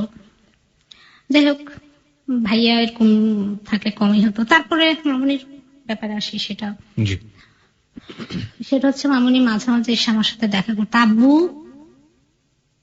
আমাকে সবসময় ব্রেনে যে জিনিসটা দিত সেটা হচ্ছে তোর মা হচ্ছে একটা বাজে মহিলা, ওর সাথে তুই কখনো চলবি না। মানে তার সাথে আমার দেখা করা পুরোপুরি নিষিদ্ধ ঘোষণা করা হয়েছে। অথচ পুকুরের এই পার আর ওই পার আমার মা, আমি তাকে সবচেয়ে বেশি ভালোবাসি, নির্দ্বিধায়, কোনো কিছুর বিনিময় ছাড়া। কোনো কিছুর বিনিময়ে আমি ওই ভালোবাসা এতটুকু কমাতে পারবো না। এবং আপনার মা বোধহয় আপনাকে একটু বেশি ভালোবাসে। খুব প্রচন্ড, ভাইয়ের চেয়ে আমাকে বেশি প্রায়োরিটি দিত যে কোনো কিছুতে, কারণ সে আমাকে বেশি পাইছে। মানে সবকিছু যাই হোক, যত কিছুই হোক, অথবা ছোটখাটো দু একটা প্রতিবাদও যদি তার সাথে কেউ যদি খারাপ কিছু করতে চায়, আমি কিছু বলতে না পারে, আমি সামনে গিয়ে চিৎকার দিয়ে গেলেছি আর মামুনি মামুনি বলে ডেকেছি। এটা তার এটাকে সে শেল্টার মনে করছে, যে আমার জন্য একটা শেল্টার আছে, কেউ একজন আছে যে আমার জন্য কাঁদছে, আমাকে দেখছে, এরকম। আর নানা তো অনেক আগেই মারা গেছেন, নানু বয়স্ক মানুষ, আর আমার মামা চিটাং জব করতেন। আর মামা এমন একজন মানুষ, ওনাকে মাঝে মাঝে মানুষ হিসেবে ভাবতে কষ্ট হয়। মানুষের মামা চাচা অনেকেই আছে যারা এরকম বোনকে অনেক কিছু করতে পারে, সে আসলে ছিল একজন মানে জড় পদার্থ, জড় বস্তু, যেরকম ফেলে রাখলে তার নড়াচড়া। তাকে আমি সবসময় ছোটবেলায় এরকমই দেখেছি, প্রতিবাদ করা বা কথা বলা বা বোনের জন্য কিছু করা, এই জিনিসটা কখনো আমি তার মাঝে দেখিনি, আজ পর্যন্ত দেখছি না। জি, তো আপনি যেটা বলছিলেন যে আপনার মার সাথে। হ্যাঁ, এরকম যখন যেতাম তখন যাওয়ার, উনি আমাকে বুঝতো যে বৃহস্পতিবার হলে মামুনি আসবে, সেই দিন উনি আমাকে আব্বু, মানে আমার সাথে ফাইটিংটা লাস্ট পর্যন্ত আমার সাথে আব্বু চলে আসে। সেদিন উনি আমাকে মানে খুব চোখে চোখে দেখে রাখতেন যে আমি পুকুরের ওই পারে যাই কিনা, আমিও আবার ওনাকে চোখে চোখে, মানে দুজনকে। পুকুরের ওই পারে মানে পুকুরের ওই পারে কোথায় আসতো? মানে পুকুরের ওই পারে আমার নানুর বাড়ি, বললাম ও, না, নানুর বাড়িতে আসতো। হ্যাঁ, আচ্ছা। আর এই পারে হচ্ছে আমাদের বাসা। তো নানুর বাসায় সবসময় মামুনি আসতো আমাকে দেখা, প্রতি সপ্তাহে চলে আসতো। তো উনি আমাকে চোখে চোখে রাখতেন, আমি ওনাকে চোখে চোখে রাখতাম। দুপুরবেলা উনি খেয়ে আবার একটু ঘুমাতেন। তো আমি সুযোগে থাকতাম। মামুনি আবার দুপুরে অফিসটা করে দুপুরে একটু পরে আসতো। আমি আমার রুমের দরজা টরজা লাগিয়ে রাখতাম, আর যখন দেখতাম যে না ঘুমাচ্ছে, স্যার ঘুমাচ্ছেন, তখন আমি আস্তে যেভাবে হোক একটা কিছু এক নিঃশ্বাসে এক দূর ওই পারে চলে যেতাম। গিয়ে দেখতাম যে আমার মা মামাদের দরজার সামনে আমার জন্য বসে আছে, আমার জন্য বসে আছে। যাওয়ার সাথে সাথেই বলতো, এই তুই এত দেরি করলি কি জন্য? আমি বলছি, তুমি জানো আমি কত কাঠ ঘর পরে তোমার কাছে আসি, তো পুকুরে এই পার ওই পার কাঠ ঘরায় জানিস না, আমি আসার সাথে সাথে তোর চেহারা না দেখলে আমার ভালো লাগে না। খুব ইয়ে করতো। আমি বলতাম তুমি আমার সাথে ঝগড়াঝাটি করবো না, ওইখানে দেওয়ান সাহেবটা সামলাতে হয়, এখানে তো এসে তোমাকে আমার এত কিছু ভালো লাগে না। তারপরে সব ঘটনা বলতাম, এই দিন এটা হয়েছে, মানে সেকেন্ড তার কাছে বিশ্লেষণ করে বলতাম, মামুনি আজকে এটা হয়েছে, ভাই আমাকে এটা বলছে, আব্বু এটা বলছে, মামুনি এটা, আম্মু এটা করছে, আজকে খাওয়াতে আমাকে এরকম করছে, আমার অনেক সমস্যা, এটা সেটা সবকিছু বলতাম। কাঁদতো, প্রচন্ড পরিমাণে কাঁদতো। আর আমার কাছে ক্ষমা চেত, মা আমাকে ক্ষমা করে দিস, আমি তোর জন্য কিছু করতে পারতেছি না, তোর এখন যে বয়স এই বয়সে আমি তোকে নিয়ে রাখতে পারছি না, আমি সারাক্ষণ অফিসে থাকবো। আর আমি ওখানে কয়েকদিন গিয়েও দেখলাম যে খুব অজপাড়া গা, তো খুব সমস্যা হতো আসলে ওখানে যাওয়ার পরে। যাই হোক, সেটা এখন বলতে চাচ্ছি না, পরেই বলি। এরকম আমার জন্য বসে থাকতো। যাক, খুব গরুর মাংস পছন্দ করতো, একসাথে অনেক গরুর মাংস নিয়ে আসতো, নিয়ে এসে আমার মামিকে বলতো, ভাবি মজা করে রান্না করো, আজকে দুজনে মিলে খাবো, আমরা সবাই মিলে খাবো। অনেক কিছু নিয়ে যেত, গরুর মাংসটা একদম কম্পালসারি মানে থাকতো, অনেক গরুর মাংস পছন্দ করতো। এখন কোরবানি যখন আসে শুধু মনে হয়, আমারও খুব পছন্দ গরুর মাংস, শুধু মনে হয় মা তোমাকে ছাড়াই গরুর মাংসটা খাচ্ছি, শুধু এটাই মনে হয়। আর যাই হোক, এরপর আবার যখন সেদিন থাকতাম, রাতের বেলা থাকতাম, শুক্রবারও মামনি থাকতো, শুক্রবারের সকালের দিকে আব্বু, হ্যাঁ শুক্রবার সকালে যখন মানে আসতে তো হবেই এই বাসায় না আসলে তো আমার চলবে না। পরে আমি চোরের মতো মানে ভিতরে ভয়, শরীরটাও কেমন জানি খুব দুর্বল দুর্বল মনে করতাম যখন এই বাসার দিকে আসতে চাইতাম। আসার সময় খুব ভয়ে ভয়ে দেখতাম, আমাদের আবার বিরাট বড় বাগান, বাগানের মাঝখানে বাসা। তা আমি এমন ভাবে আসতাম, দেখি বাগানের আড়ালে আড়ালে যেন আমাকে না দেখা যায় এরকম, কিন্তু দেখতো। এই এদিকে সরি আমাকে বিভিন্ন গালি দিত, এই বেয়াদবের বাচ্চা শয়তান, তুই ওদিকে কেন গেলি? বললাম না ওই বেয়াদব মহিলার কাছে যাবি না। হ্যাঁ, নোংরা নোংরা কথা বলতো। তা আমি মাটি এমন ভাবে মানে আঙ্গুল দিয়ে এমন ভাবে ইয়ে করতাম, এমন করতাম, মানে আমি কিছু বলতাম না, কিন্তু আমার পুরো শরীর এক্সপ্রেশনে তাকে আমি বোঝানোর চেষ্টা করতাম, জাস্ট স্টপ ইট, চেষ্টা করতাম। আর রাগ হলে তো চোখ মুখ আমার সব লাল হয়ে যেত, প্রচন্ড পরিমাণে চেষ্টা করতাম। সে বুঝতো, কিন্তু এটাকে না গুরুত্ব দিত না। সে তার বলা বলেই যাচ্ছে, আর আমি শুনে খুব মানে কি করবো, আমার কিছু করার থামানোর চেষ্টা করতেন না, বিশেষ করে উনি আপনি যেটা বলছেন খুবই স্ল্যাং ইউজ করতো এবং খুবই বাজে শব্দ। না, ওনাকে আমি আমার সামনে আমি কখনো ওনাকে দেখিনি ওনাকে বলতে, উনি খুব মজা পেতেন বেসিক্যালি, উনি এই জিনিসটাকে এগুলিকে এনজয় করতেন।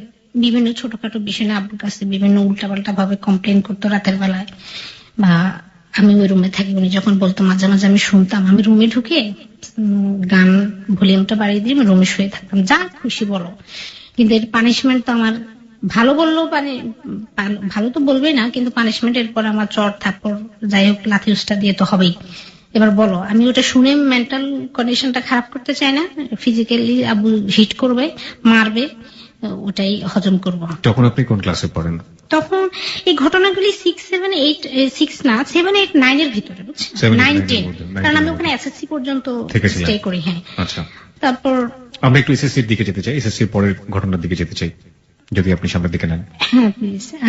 তারপর যাই হোক এভাবেই কাটলো সময়গুলি। তারপর যেটা হলো এসএসসির পরে আমি আব্বুকে বলে, আব্বু আমি অন্য মানে এখানকার কলেজে ভর্তি হব না। আব্বু নিজেই বলে ঠিক আছে তাহলে কুমিল্লাতে আমার এক চাচির বোন থাকে, ওখানে তুই হোস্টেলে থাকতে পারবি, ওখানেই ভর্তি হয়ে যা। আচ্ছা ঠিক আছে। তারপর আমি কুমিল্লা গভর্নমেন্ট ওমেন্স কলেজে ভর্তি হই।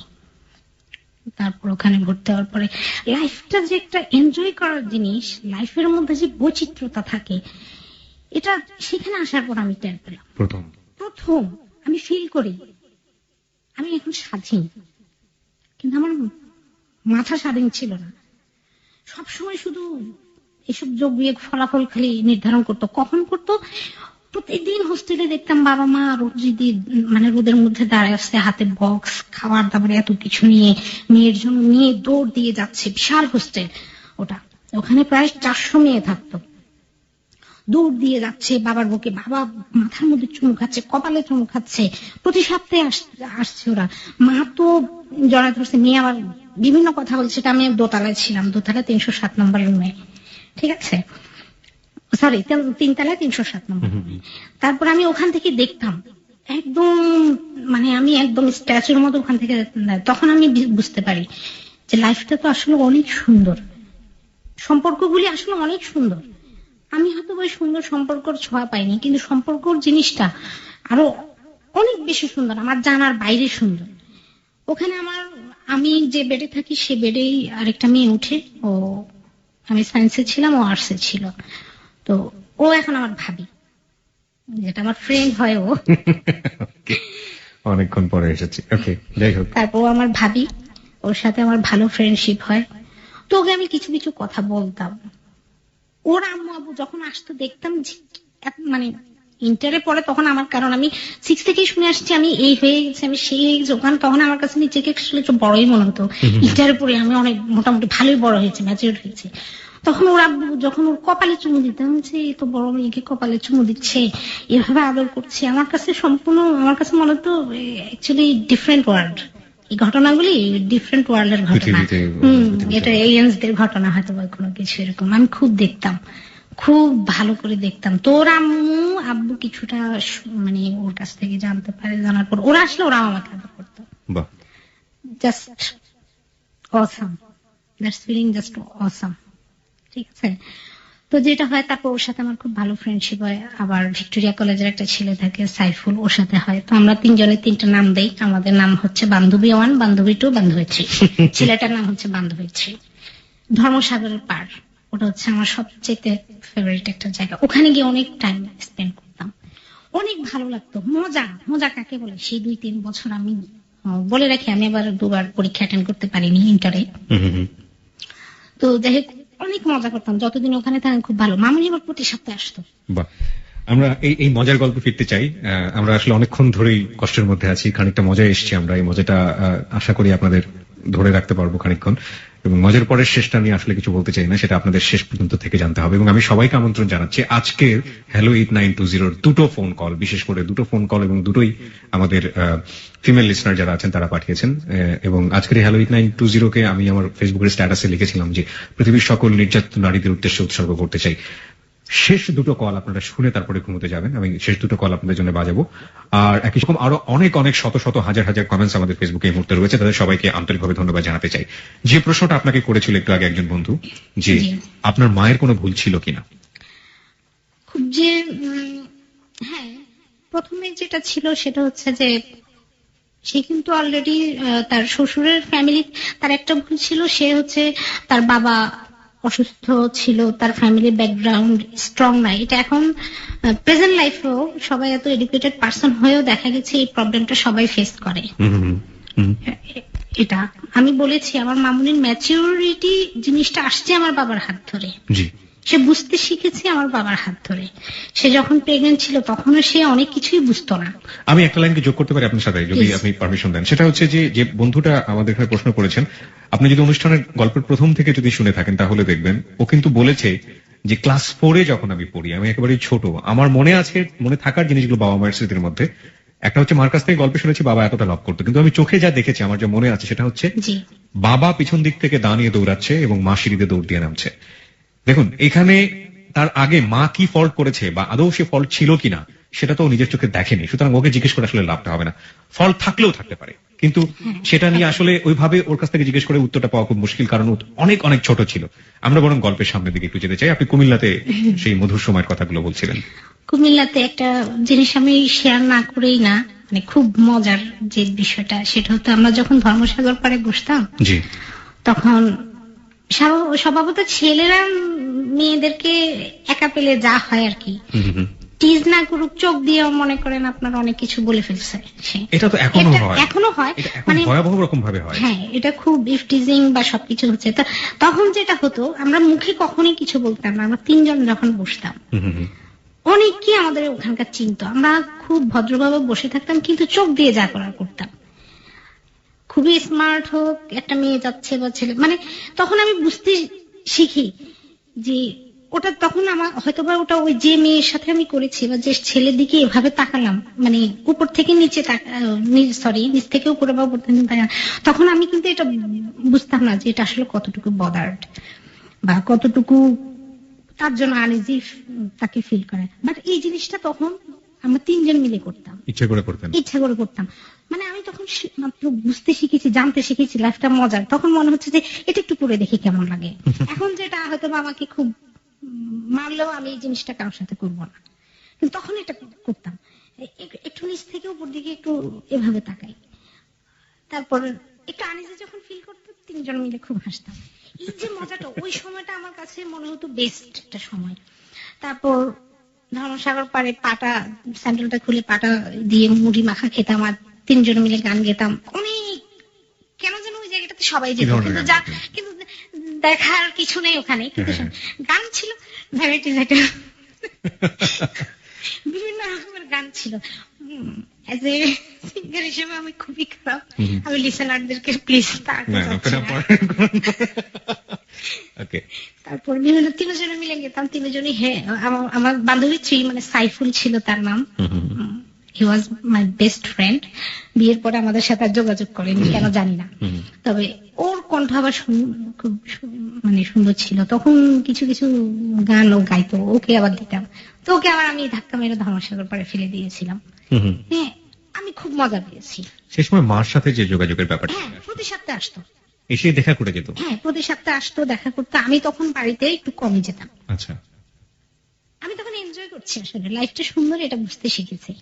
ঠিক আছে, আব্বু ওখানে আমি যেহেতু আমার রেজাল্ট মানে পরীক্ষা দেওয়া হয়নি, তো সর্বমোট ওখানে আমার 4 বছর থাকা হয়। জি ফাইনাল যেটা 4 বছর থাকা হয়, তার মধ্যে মনে আব্বু 3বার কি 4বার এসেছে।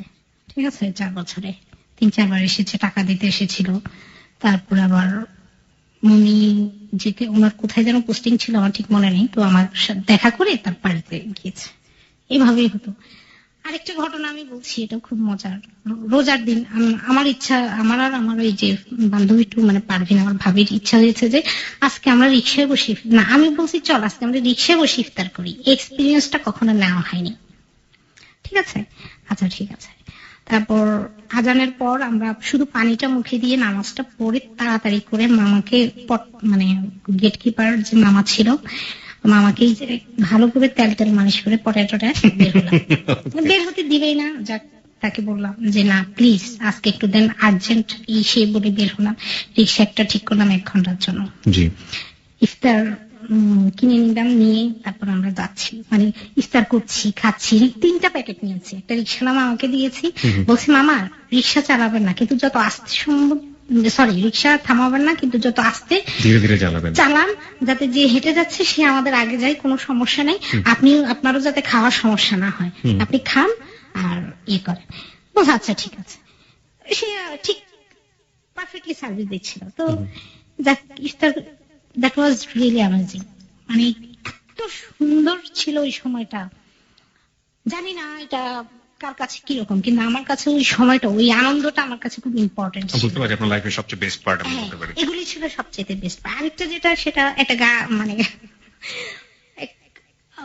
টুপি মাথায় যেটা ঠিক হয়নি, এখন মনে করছি, কিন্তু তখন ওটা ভালো লেগেছে।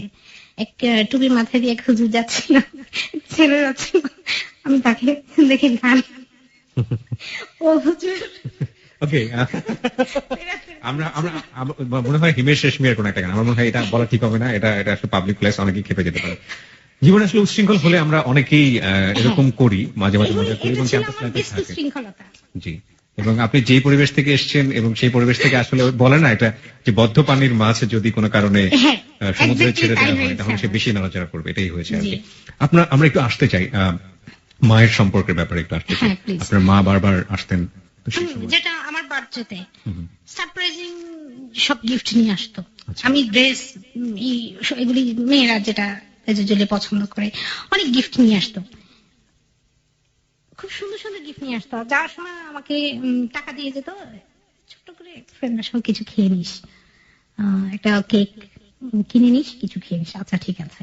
এসে থাকতো, অনেক থাকতো, ছুটি হলে এখানে চলে আসতো। মানে এটা এখন তখন তার মানে নিজের একটা প্লেস হয়ে গেছে তার জন্য। আর রুমের কেউ তখন কিছু মানে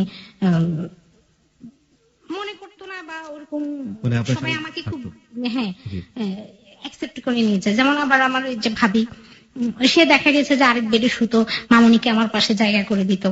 তারপর এরকম করে সময়গুলি কাটিয়েছে, বেশ অনেক সুন্দর একটা সময় ছিল। মাঝে মাঝে বাড়িতে যেতাম, এতদিন যে আনন্দ করেছি সেটার পানিশমেন্ট ওখান থেকে পেয়ে আসতাম, যা এক মাসের পেনাল্টি শর্ট বা যা ইচ্ছা তা ওখান থেকে পেয়ে আবার গোমরা মুখে চলে আসতাম। ছুটি হলে আসলে আপনার জন্য ছুটিটা বোধহয় ভালো ছিল না, আমার জন্য ছুটিটা ভালো ছিল না, এক্স্যাক্টলি ভালো ছিল না। ঈদগুলিতে আমি খুব ভয়ানক ভাবে আতঙ্কিত থাকতাম, আমি বাড়িতে ঈদ করবো, কোথায় করবো, কি করব।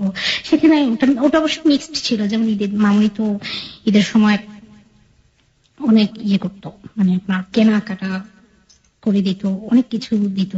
তারপর তার সাথে দেখা নিয়ে সবসময় একটা ঝগড়া, মানে প্রতি সপ্তাহে আমাদের কমন একটা ইয়ে থাকতোই, ফাইট থাকতোই মামুনির সাথে দেখা নিয়ে। তো যাই হোক, ঈদের সময় আমি আব্বু নামাজে যেত, আমি তাড়াতাড়ি করে মামুনির সাথে জামাটা পরে দেখা করতাম। এরকম এটা অনেক ছোটবেলা থেকেই হয়ে আসছে। ও আরেকটা কথা বলে রাখি, আমার এইটে আমি লাস্ট ঈদে ড্রেস, মানে ঈদের ড্রেস পরি, এরপর থেকে আমি আর পরিনি। হ্যাঁ, এরপর থেকে ঈদের ড্রেস আমি আর কখনো পরতাম। কেন, মানে কারণ কি ছিল? সেটা ছিল খুব একটা অন্য ধরনের এক্সপিরিয়েন্স। সেটা হচ্ছে আব্বু শখ করে তার সন্তানদের জন্য কেনাকাটা করতে যাবে, সাথে আমার স্টেপ মম গিয়েছে কাজের মেয়ের জন্য। তখন আমার ছোট বোনটা সম্ভবত আছে নাইনে বা নাইনে, আমার জন্য একটা ড্রেস নিয়েছে। You can't imagine what was it, ঠিক আছে। তারপর আমি সেদিন ঈদের দিন এটা পরেছিলাম, পরার পরে ভাইয়া বলল, সবাই হাসাহাসি করছে, এটা কি পরছো, কিন্তু আমার কাজের মেয়েটা ছিল বেশ সুন্দর, ঠিক আছে, আমার কাজের মেয়ের ড্রেসটা ছিল অনেক সুন্দর। তারপর ভাইয়া বললো, তুই এটা এখন এই মুহূর্তে খুলে ফেলবি। আমি খুলছি, খোলার পরে ভাইয়া প্রত্যেকটা জয়েন্টে জয়েন্টে ছিঁড়ে ফেলে। ওটা 3 বছর আমাদের ওয়ারড্রোবের প্রথম তাকে ছিল, কারণ ওটা আব্বুর তাক ছিল। খবরদার এটা যদি কেউ এই তাক থেকে সরায় তাহলে সেদিনই কিয়ামত হয়ে যাবে, বাসার কিয়ামত সেদিন স্টার্ট হয়ে যাবে। 3 বছর ওটা আর কেউ সরায়নি, ওটা ওখানেই ছিল। তারপর যাই হোক, এরপর থেকে কোনো মামুনি অনেক কেনাকাটা করে দিত, ইয়ে করতো, আমি পড়তাম না, মানে ঈদের দিন অ্যাটলিস্ট আমি কোনো নতুন জামাই পড়তাম না। তারপর তার কাছে চলে যেতাম। আমার ঈদগুলি মামার বাসায় কেটেছে, মা সহ। ও ঈদের একটা ঘটনা, মানে ঈদের কথাটা বলি, সেটা হচ্ছে যখন আমি ঈদের মামুনির কাছে যেতাম, খুব কাঁদতো, জড়া ধরে কাঁদতো, খুব কাঁদতো, অনেক কাঁদতো। আরেকটা কথা যেটা বলি, বৃষ্টি হতো যখন, তখন আমার খুব বৃষ্টিতে ভিজতে ভীষণ ভালো লাগতো। ছোট্টবেলা থেকে বৃষ্টি হলে আমি দৌড় দিয়ে বাইরে চলে যেতাম। যখন বৃষ্টি হতো তখন আমি, মামুনি যখন থাকতো আর কি, যদি তখন বৃষ্টি হতো তখন আমি ছাদে দৌড় দিয়ে ছাদে উঠে যেতাম। উঠার পরে শুনতাম পুকুরের ওই পার থেকে এই তপু লাঠি একটা দেখাতো। বৃষ্টি হওয়ার সাথে সাথে তার হাতে লাঠি, সে মামাদের দরজা দাঁড়াচ্ছে, মানে জানে যে মেয়েটা এখন ছাদে উঠবে, নিশ্চয়ই জ্বর আসবে, ওখান থেকে চিল্লাতো, এই তপু এক্ষুনি নাম, না হলে এটা সম্পূর্ণ তোর উপর উঠাবো। মানে জোরে জোরে যত সাউন্ড তার গলা যতটুকু ক্যারি করে ততটুকু উঠাতো। অনেক জোরে সাউন্ড করতাম। আমি ওই ভয়ে বিশাল এক গাজি ট্যাঙ্ক না কি ট্যাঙ্ক ছিল ছাদে, কি করতাম ওকে দেখায় দেখায় দরজা দিয়ে বের হতাম, বের হয়ে আবার চোরের মতো মাথাটা নামিয়ে আস্তে আস্তে করে গাজি ট্যাঙ্কের পিছনে একটা এই যে ছিল টুল ছিল বসার, ওটাতে বসে বসে মনের আনন্দে ভিজতাম। বৃষ্টি শেষ হতে আবার চলে আসতাম, তারপরে যেতাম তার কাছে। এরকম অনেক কিছু ছিল। যাই হোক, কলেজের পার্ক তো এখানেই। আমি ফার্স্ট টাইম পরীক্ষা দিতে পারিনি, কারণ আমার পরীক্ষা দিতে পারিনি এই জন্য যে আমি একটা সাবজেক্ট দেওয়ার পরে ভীষণ অসুস্থ হয়ে পড়ি, মেন্টালি সিক হয়ে পড়ি। ঠিক আছে, তখন ডক্টর ফিরোজ মুকুল, ফিরোজ মনোজগতের যে ছিলেন, ওনার মামুনি আমাকে ওনার কাছে নিয়ে যান। কোনো ভায়োলেন্স করতাম না, কথা বলতাম না, আমার অনেক কিছু ইরেগুলার হয়ে পড়ে, আমার পড়াশোনা ইয়ে না, কিন্তু যাই হোক অনেক সমস্যা দেখা দেয়। পরে উনি আমাকে ট্রিটমেন্ট করার পরে আমি যাই হোক মোটামুটি ভালো হই। তারপর এর পরের বার যেটা হয়, মামুনি অসুস্থ হয়ে পড়ে ঠিক পরীক্ষার সময়টাতে। আমি সব সাবজেক্ট দেই, তখন পাশ করলে মানে সিগারেট পেতাম টেতাম আর কি, এরকমই মনে, মানে পাশ করতাম সব সাবজেক্ট দিয়ে, কিন্তু প্র্যাকটিক্যাল দিতে পারিনি। মামুনি ভীষণ অসুস্থ হয়ে পড়ে, সে মেন্টালিও সিক হয়ে পড়ে আর ফিজিক্যালিও বেশ একদম ই হয়ে পড়ে। যেমন মেন্টালি সিক, কথা বলতো না, কেমন জানি একটু দুই একটা কথা বলতো সেটা উল্টাপাল্টা কথা বলতো। তারপর আবার সে খুব শালীন স্বভাবের একজন মানুষ ছিলেন, নামাজ পড়তো, তাহাজ্জুদ নামাজ খুব পড়তো, 5 ওয়াক্ত নামাজ পড়তো, তাহাজ্জুদ পড়তো, কোরআন তেলাওয়াত করতো, সবসময় খুব শালীন ছিল। খুব বোরকা পরে মুখ টুক ঢাকতো না, কিন্তু বোরকা পরে উপরে একটা ওড়না পড়তো। আচ্ছা আচ্ছা, এটা ছিল তার স্টার। একসময় খুব স্মার্ট ছিল। ঠিক আছে, তারপর আস্তে আস্তে সে যখন আব্বুর সাথে একটু ইয়ে হয়ে যায়, সেপারেশন আসার পর নিজেকে আস্তে কভার করে ফেলে। সে নামাজ পড়তো কিন্তু খুব স্মার্ট ছিল, কিন্তু আবার পরে এরকম চেঞ্জটা তার মধ্যে সে নিয়ে আসে। তারপর ড্রাগের কথা যেটা, সেটা হচ্ছে যে প্যাথোড্রিন, উনি যেহেতু ফ্যামিলি প্ল্যানিং ভিজিটর, উনি প্যাথোড্রিন সম্পর্কে জানতেন। ঠিক আছে, ওটা তার হাতের নাগালে ছিল। তো বিয়ের পরে মানে এই সিলেটে ওনার এটা শুরু হয়। হ্যাঁ, সেপারেশনের পরে ওটা কন্টিনিউ করেছে। সেপারেশনের পরে ওটা ওনার টোটাল, ওনার মনে হয় এটা 5 বছর থাকে টোটাল। সবচেয়ে আল্লাহ, এটা একটা মিরাকল বলবো, আল্লাহর অশেষ রহমত ছিল এটার ক্ষেত্রে। সেটা হচ্ছে যে 5 বছর পরে হঠাৎ আমি এটার পিছনে খুব লাগতাম। আমার সামনে দিতে পারতো না, চুরি করে যদি একটু দিত আমি ধরতাম, আমি তার প্রতিটা স্টেপ কি করতাম, ইনজেকশনের মাধ্যমে নিত। হ্যাঁ, ইনজেকশন নিত। ইনজেকশন এখানে তার একদম এই জায়গাটা, বাম পাশের ঠিক বাম হাতের উপরে, বাম পাশের এই জায়গাটা, উনি সবসময় বলতো আমি যদি আল্লাহ আমাকে এই জায়গাটার জন্য কখনো বেহেশতে নেবে না, সবসময় এই কথাটা বলতো। নামাজও পড়তো, মাঝে মাঝে নিত না, আবার মাঝে মাঝে যখনই তার মানে মনে হতো যে আমি আমার সাজানো গোছানো সংসারটা শেষ হয়ে গেছে, আমার দুটা সন্তান দুদিকে, তখন তার মাথা খারাপ হয়ে যেত। মানে কি করতো না করতো, নিজেকে টর্চার করতো আর এটা নিত। তারপর আসতে মানে হঠাৎ করে মিরাকল, রিয়েলি মিরাকল যেটা হলো, সেটা হলো আমি ওনাকে খুব, তুমি যদি লাস্ট, আমি অনেক রকমের চেষ্টা করছি, তার লাস্ট আমি বলছি কাল থেকে আমি শুরু করবো। পৃথিবীর ইতিহাসে এমনটা আছে কিনা আমি জানি না, আমার জানা নেই, তবে যেটা আছে সেটা হচ্ছে যে আমি শুরু করব। মানে আপনি তাকে বললেন যে, আমি তাকে ওপেনলি থ্রেট দিলাম যে প্যাথোজেন জিনিসটা কি, শুইতে আমার অনেক ভয়, বাট তোমার জন্য এটা আমি নিতে বাধ্য হব, গুড প্রমিস। এরপর থেকে উনি আর কখনো এটা টাচ করেননি। অনেক কষ্ট হয়েছে আমার চোখের সামনে, আমি উনাকে মাঝে মাঝে দেখতাম কেমন জানি করতো, কেমন জানি একটা ছটফট একটা অস্থিরতা আমার মধ্যে কাজ করতো, কেমন জানি করতো, কিন্তু ওটা নিতেন না। কে বলে মায়ের ভালোবাসা। আর গালের মধ্যে বাবা হাত দিত, মা আমাকে ক্ষমা করিস, সেটা অনেক আগ থেকে বলতো, কেন জানি বলতো আমি জানতাম না, ক্ষমা করিস। আমি সেটা না ছাড়লে ক্ষমা করবো না, তোমাকে বলে ক্ষমাও জুটবে না, তুমি এটা ছাড়তেই হবে। আর আব্বু যে আমাকে সবসময় মামুনির সম্পর্কে বাজে ধারণা দিত, মেন্টালি, মাঝে মাঝে আমি ওনার সাথে একটু রাগ বিহেভ করতাম, কিন্তু তার জন্য আমি ক্রেজি ছিলাম। তার কাছে যাওয়ার জন্য, তাকে দেখার জন্য আমি বৃহস্পতিবার, আমার কাছে মনে হতো প্রতিটা দিন বৃহস্পতিবার হোক, প্রতিটা দিন শুক্রবার হোক, প্রতিটা দিন আমার বৃহস্পতিবার শুক্রবারের মতো কাটুক। আমি তাকে এতটা ভালোবাসতাম, কারণ সে not only my mother, not only my মামুনি, সে আমার মা ছিল, আমার বাবা ছিল, সে আমার ভাই ছিল, সে আমার বন্ধু ছিল, সব ছিল। কোন দিন কোন ছেলে আমাকে চোখ মারছে, বা কোন দিন কোন ছেলে আমাকে কিছু বলছে, সাথে সাথে বা যদি সে থাকতো তাকে বলতাম মামুনি ওই যে ওই ছেলেটা হবে আমাকে এই করছে। এরকম ঘটনাগুলি আমি তার সাথে শেয়ার করতাম, কারো কাছে বলতাম না, তাকেই আমি সব বলতাম। সে আমাকে সাজেস্ট করতো, কুমিল্লা থাকা অবস্থায় প্রতি সপ্তাহে আসতো, আবার এর ফাঁকে চিঠিও, তার চিঠি এমনও হয়েছে যে সেও আসছে, তার চিঠিও আসছে। চিঠি অনর্গল খুব চিঠি লিখতো। সে লক্ষ্মীপুর এলান পত্রিকায় লিখতো তার জীবনের উপরে। একটা কি জানি লিখতো, এটা অনেক ছোটবেলায়, মানে ছোটবেলা কি 9-10 দিকে আমি শুনতাম, সে তখন এটা স্টপ করে দিছে, আর লিখতো না। যাই হোক এরকম হচ্ছিল। তারপরে তার চিঠি আসতো, চিঠিতে সবসময় থাকতো যে আমার লাইফ থেকে শিক্ষা নিবি, আমার লাইফ থেকে সবকিছু শিক্ষা নিবি, আমার লাইফ যদি দেখিস সেখান থেকে তুই অনেক কিছু শিক্ষা নিতে পারবি, লাইফটাকে সুন্দর করবি, নামাজ পড়বি, এই ভুল করবি না, সবকিছু বলতো। তারপর এই যে নিজেই বলতো যে আমি যা করছি তুই তা করবি না, যেমন প্যাথোজেনের কথাটা নিজে খুব বলতো, ড্রাগসের কথাটা কখনোই এটা করবি না। তারপর যেটা হলো,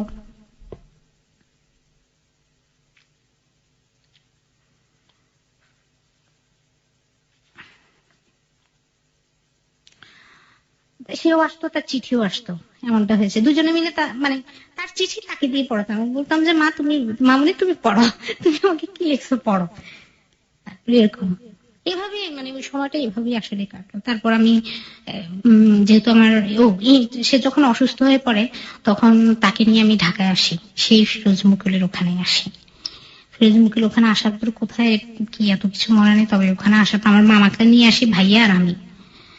তো সেখানে একটা কেবিনে থাকে, কেবিনে ছিলাম আমরা। তো ওখানে যাই হোক এমন হতো, সে ভালোই হেলদি ছিল, আমাকে দেখলে বুঝতে পারছেন আমি আমার মায়ের কার্বন কপি। আমার গায়ের রংটা একটু ফর্সা, একদম কার্বন কপি এটা। তো একটু ভালোই স্বাস্থ্য ছিল। তার ব্লাউজ শেষ পর্যন্ত আমার কাছে শার্ট মনে হতো, এত শুকিয়ে গেল। এত আমি ওকে যখন কাপড় চোপড় পরাতাম, আমি যখন ওকে মামুনিকে যখন ব্লাউজগুলি পরাতাম, ওগুলো ওকে লাগতো না, ওগুলি এখান দিয়ে পড়ে যেত, ওখান দিয়ে পড়ে যেত।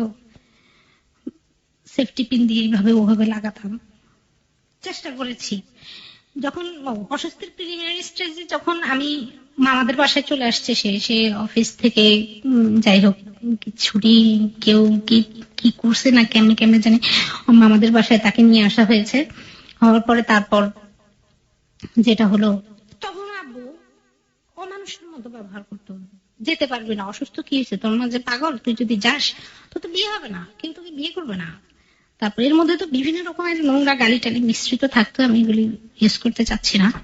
তারপর এগুলো বলতো, তখন একটা মেন্টাল প্রেশারের মধ্যে থাকতাম, যেখানে মা অসুস্থ, মাকে দিন দিন চোখের সামনে মানে জীবন্ত মৃত, সে জীবন্ত বাট সে মৃত, দুইটা মানুষ আমি একসাথে দেখতে পাচ্ছি, তার মধ্যে আব্বুর এই মানসিক যন্ত্রণা ভালো লাগতো না। এই ঘটনাকে কেন্দ্র করে একবার সে আমার এই যে গলার এই জায়গাটা খুব এভাবে খুব বলিষ্ঠ, খুব শক্তিশালী ছিল আব্বু, মানে ডিফেন্সের লোকজন ছিল, তো এই জায়গাটায় খুব জোরে ধরে উপর উঠে এভাবে আছাড় মারার পরে আমি নিচে পড়ে গিয়ে সেন্সলেস হয়েছে। পরে আমার মুখে পানি মানে ছিটা টিটা দিয়ে অনেক কেটে, সে অবশ্য সেদিন একটু ভয় পেয়েছিল। উঠানোর পরে কি অবস্থা, কেমন গলাটা ফুলে গেছিল এই জায়গাটা। যাই হোক তারপর মামুনির যেটা হলো, এরকম প্রতিদিন চলছে। তারপর ঢাকায় নিয়ে আসলাম। আমার পরীক্ষা মানে আমি প্র্যাকটিক্যাল পরীক্ষা দিতে পারি নাই, এটা খারাপ লেগেছে, কিন্তু আমার কাছে মনে হয়েছিল ওটা আমার কাছে ইম্পর্টেন্ট ছিল।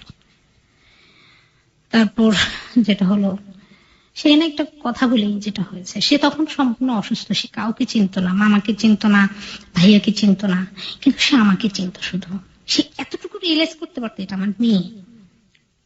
একটা কথা বলি, সেটা হচ্ছে, যেমন তাকে একবার আমি টয়লেটে, মানে সে টয়লেটে যাবে, তাকে আমি ধরে টয়লেটে নিয়ে গেছি, ওখানে হাইকমোড ছিল, ওখানে বসছে, আমি তাকে বসিয়ে দিয়ে বের হয়ে আমার হচ্ছে ভিতরে দরজা আটকাবা না, বাহির দিয়ে দাঁড়িয়ে আছে, ধরে আছে, তুমি দরজা আটকাবা না। সে কিছুক্ষণ পরে দরজা নক করে। এই ঘটনাটা আমাকে খুব লাগাবে আসলে। দরজা নক করে এসে আমার দিকে এভাবে তাকায়। সে কখনো এমনটা ছিল না যে টয়লেটের এভাবে বসা অবস্থায় সে আমাকে দেখবে। তাকে আমি বলছি, কি তুমি দরজা খুলছো কেন? তো বলছে, তোকে যদি কেউ নিয়ে যায়, তুই তো যাসনি না, তোকে যদি কেউ নিয়ে যায় সেজন্য আমি দেখছি যাতে তোকে কেউ নিয়ে যেতে না পারে, সে দরজা আটকাবে না। সে ওই অবস্থায় আমার দিকে তাকিয়ে সে অবস্থায় টয়লেট করবে। সেদিন আমি আসলে ভিতরে অন্যরকম একটা অনুভব করি যে আসলে কাউকে চিনতে পারে না, কোনো বাস্তব ধর্মী রিলেটেড কোনো কথা সে জানে না, অথচ সে এটা বুঝতে পেরেছে এত বড় হসপিটালে কেবিনের বাইরে যেহেতু টয়লেট, ওখানে কেবিনের ভিতরে টয়লেটটা ছিল না, কেবিনের একটু বাইরে ছিল, কেবিনের বাইরের টয়লেটে আমি এখানে দাঁড়িয়ে আছি, এখান থেকে কেউ আসা যাওয়ার সময় আমাকে নিয়ে যাবে, এটা সে বুঝতে পারে। মানে তখন আমি বুঝতে পারতাম যে আসলে একটা জিনিস বুঝতে পেরেছিলাম যে আমি আমার মামুনির অবিচ্ছেদ্য অংশ। দেখো ওখান থেকে কোনো মতে একটু সুস্থ করে তাকে নিয়ে আসি, সে চাকরি ছেড়ে দিবে, বলছি তুমি চাকরি ছেড়ে দিও না, যাই হোক চাকরিতে থাকো, চাকরিটা ছাড়লে তুমি নিজেকে আর রাখতে পারবা না, চাকরিটা তোমার। আর আমি ঢাকা হ্যাঁ না সরি, এটা তখন ঢাকার ঘটনা না, এটা তো তখন আমি ইন্টারের পরীক্ষা দিতে পারিনি, সেটাই। তারপর চাকরিটা ছাড়বা না মানে চাকরি ছেড়ে দিবে সে, আর তুমি যদি চাকরিটা ছাড়ো তারপর আমি যদি কুমিল্লায় চলে যাই বাকি তোমার সমস্যা হয়ে যাবে, তুমি একা থাকতে পারবা না। যাই হোক, চাকরিটা তারপর সে অনেকদিন কন্টিনিউ করে। তারপর তো ভার্সিটিতে চলে যাই, ভার্সিটিতে আসি, এখানে আসার পরে যেটা না বললেই না, আমি খুব নাইস একটা ফ্রেন্ড পাই, সেটা হচ্ছে শামীম, ইদ্রিস, তারপর জাহিদ, পরে ছন্দা, না পরে না, হ্যাঁ ছন্দা পরে আসে। তো ওরা আমাকে খুব মানে মেন্টালি যে সাপোর্টটা দেয়া সেটা হ্যাঁ, দিয়েছে, তখন সময় ওরা দিয়েছে। এত কিছু জানতো না, তবু কেন জানি ওদের কাছ থেকে আমি দেখা গেছে অনেক প্রায়োরিটি পেতাম, বা মাঝে মাঝে দেখা গেছে কিছু হলে গিয়ে বলতাম ভাই এ আমাকে এই করছে সে করছে। আর এবং ইভেন এমন এই আমার ফ্রেন্ড সার্কেল এমন কেউ নেই যেমন নখের খামচি ওদের শরীরে এখনো দাগ। যাই হোক, আপনার ফ্রেন্ডের সাথে খুব ভালো একটা সাপোর্ট আপনি হ্যাঁ। পেয়েছেন। আপনার মার প্রসঙ্গে আমরা বারবার আসতে চাই। হ্যাঁ আমি ওটা আসতেছি কারণ ওরা এটা মানে যাই হোক রিলেটেড আছে, আমি আসতে ক্যাজুয়ালি বলছি। ওদের কাছ থেকে আমি মেন্টালি বেশ সাপোর্ট পেয়েছি। তারপর সন্ধ্যার আমি একই হোস্টেলে ছিলাম, একই জায়গায় ছিলাম, একই রুমে। যাই হোক, তারপর যখন 2005-এ, তখন আমি সেকেন্ড ইয়ারে, এইটা শেষ না ফার্স্ট ইয়ারের শেষের দিকে মনে হয়, ফার্স্ট ইয়ারের শেষের দিকে, থার্ড সেমিস্টার দিয়ে ফোর্থ সেমিস্টার, আমার ঠিক মনে নেই, সরি আমি বলেছি আমার অনেক কিছু মনে থাকে না। যাই হোক, তখন আমার mid term final semester final পরীক্ষা। জি। এর মধ্যে মামুনি অনেক চিঠি লিখতো, ঢাকায় আসার পরে আসলে সে তেমন একটা বেশি আসতে পারেনি, অনেক দূর হয়ে যায়, অসুস্থ হয়ে যায়, আমি যতটুকু পারি গিয়ে গিয়ে তাকে দেখে আসতাম।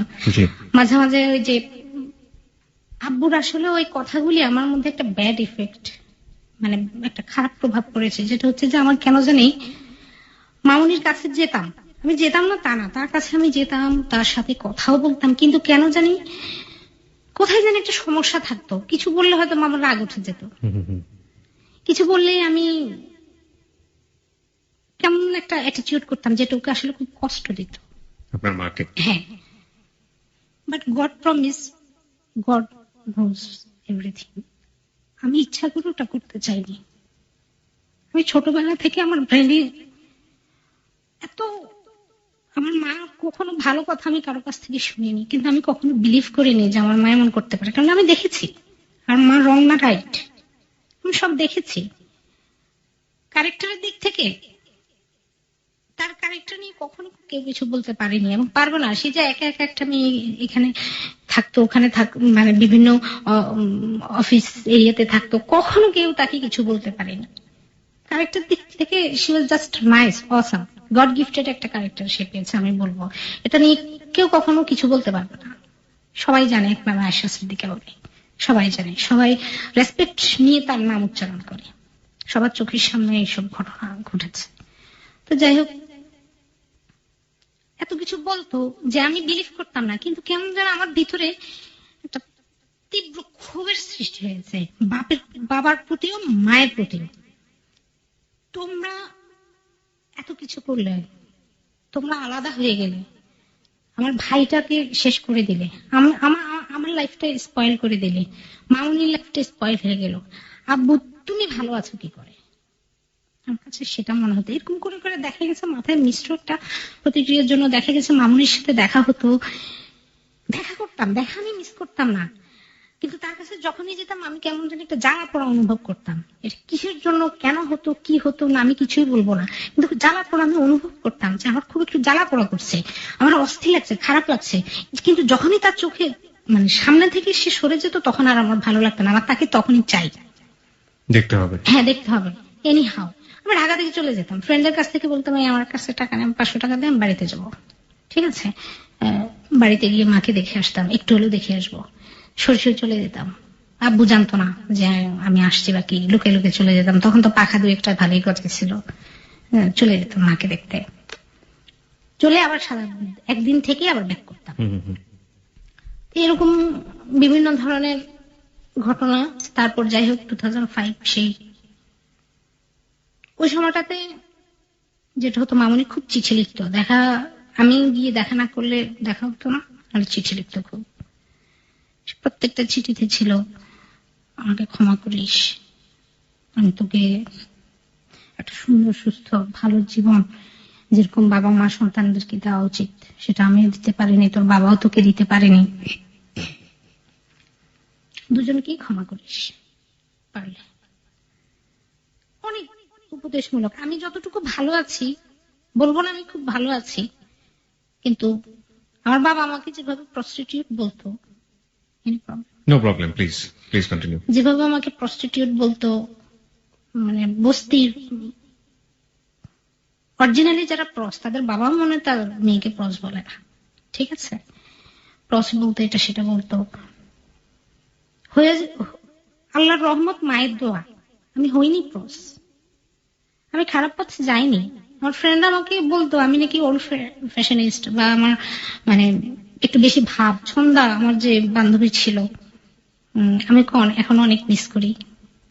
তারপর সে বলতো যেটা তুই জীবনে তুই বিয়ে করবি কিনা আমার সন্দেহ আছে, তুই তুই কারে বিয়ে করবি বল, তুই মানে ছেলে রিলেটেড কোনো কিছু আমার লাইফে হবে এটা সে বিশ্বাস করতো না। প্রেম, তুই প্রেম করো, আমার হাসি আসে। সে এভাবে কথা বলতো। জি, একটু মায়ের প্রসঙ্গে। হ্যাঁ,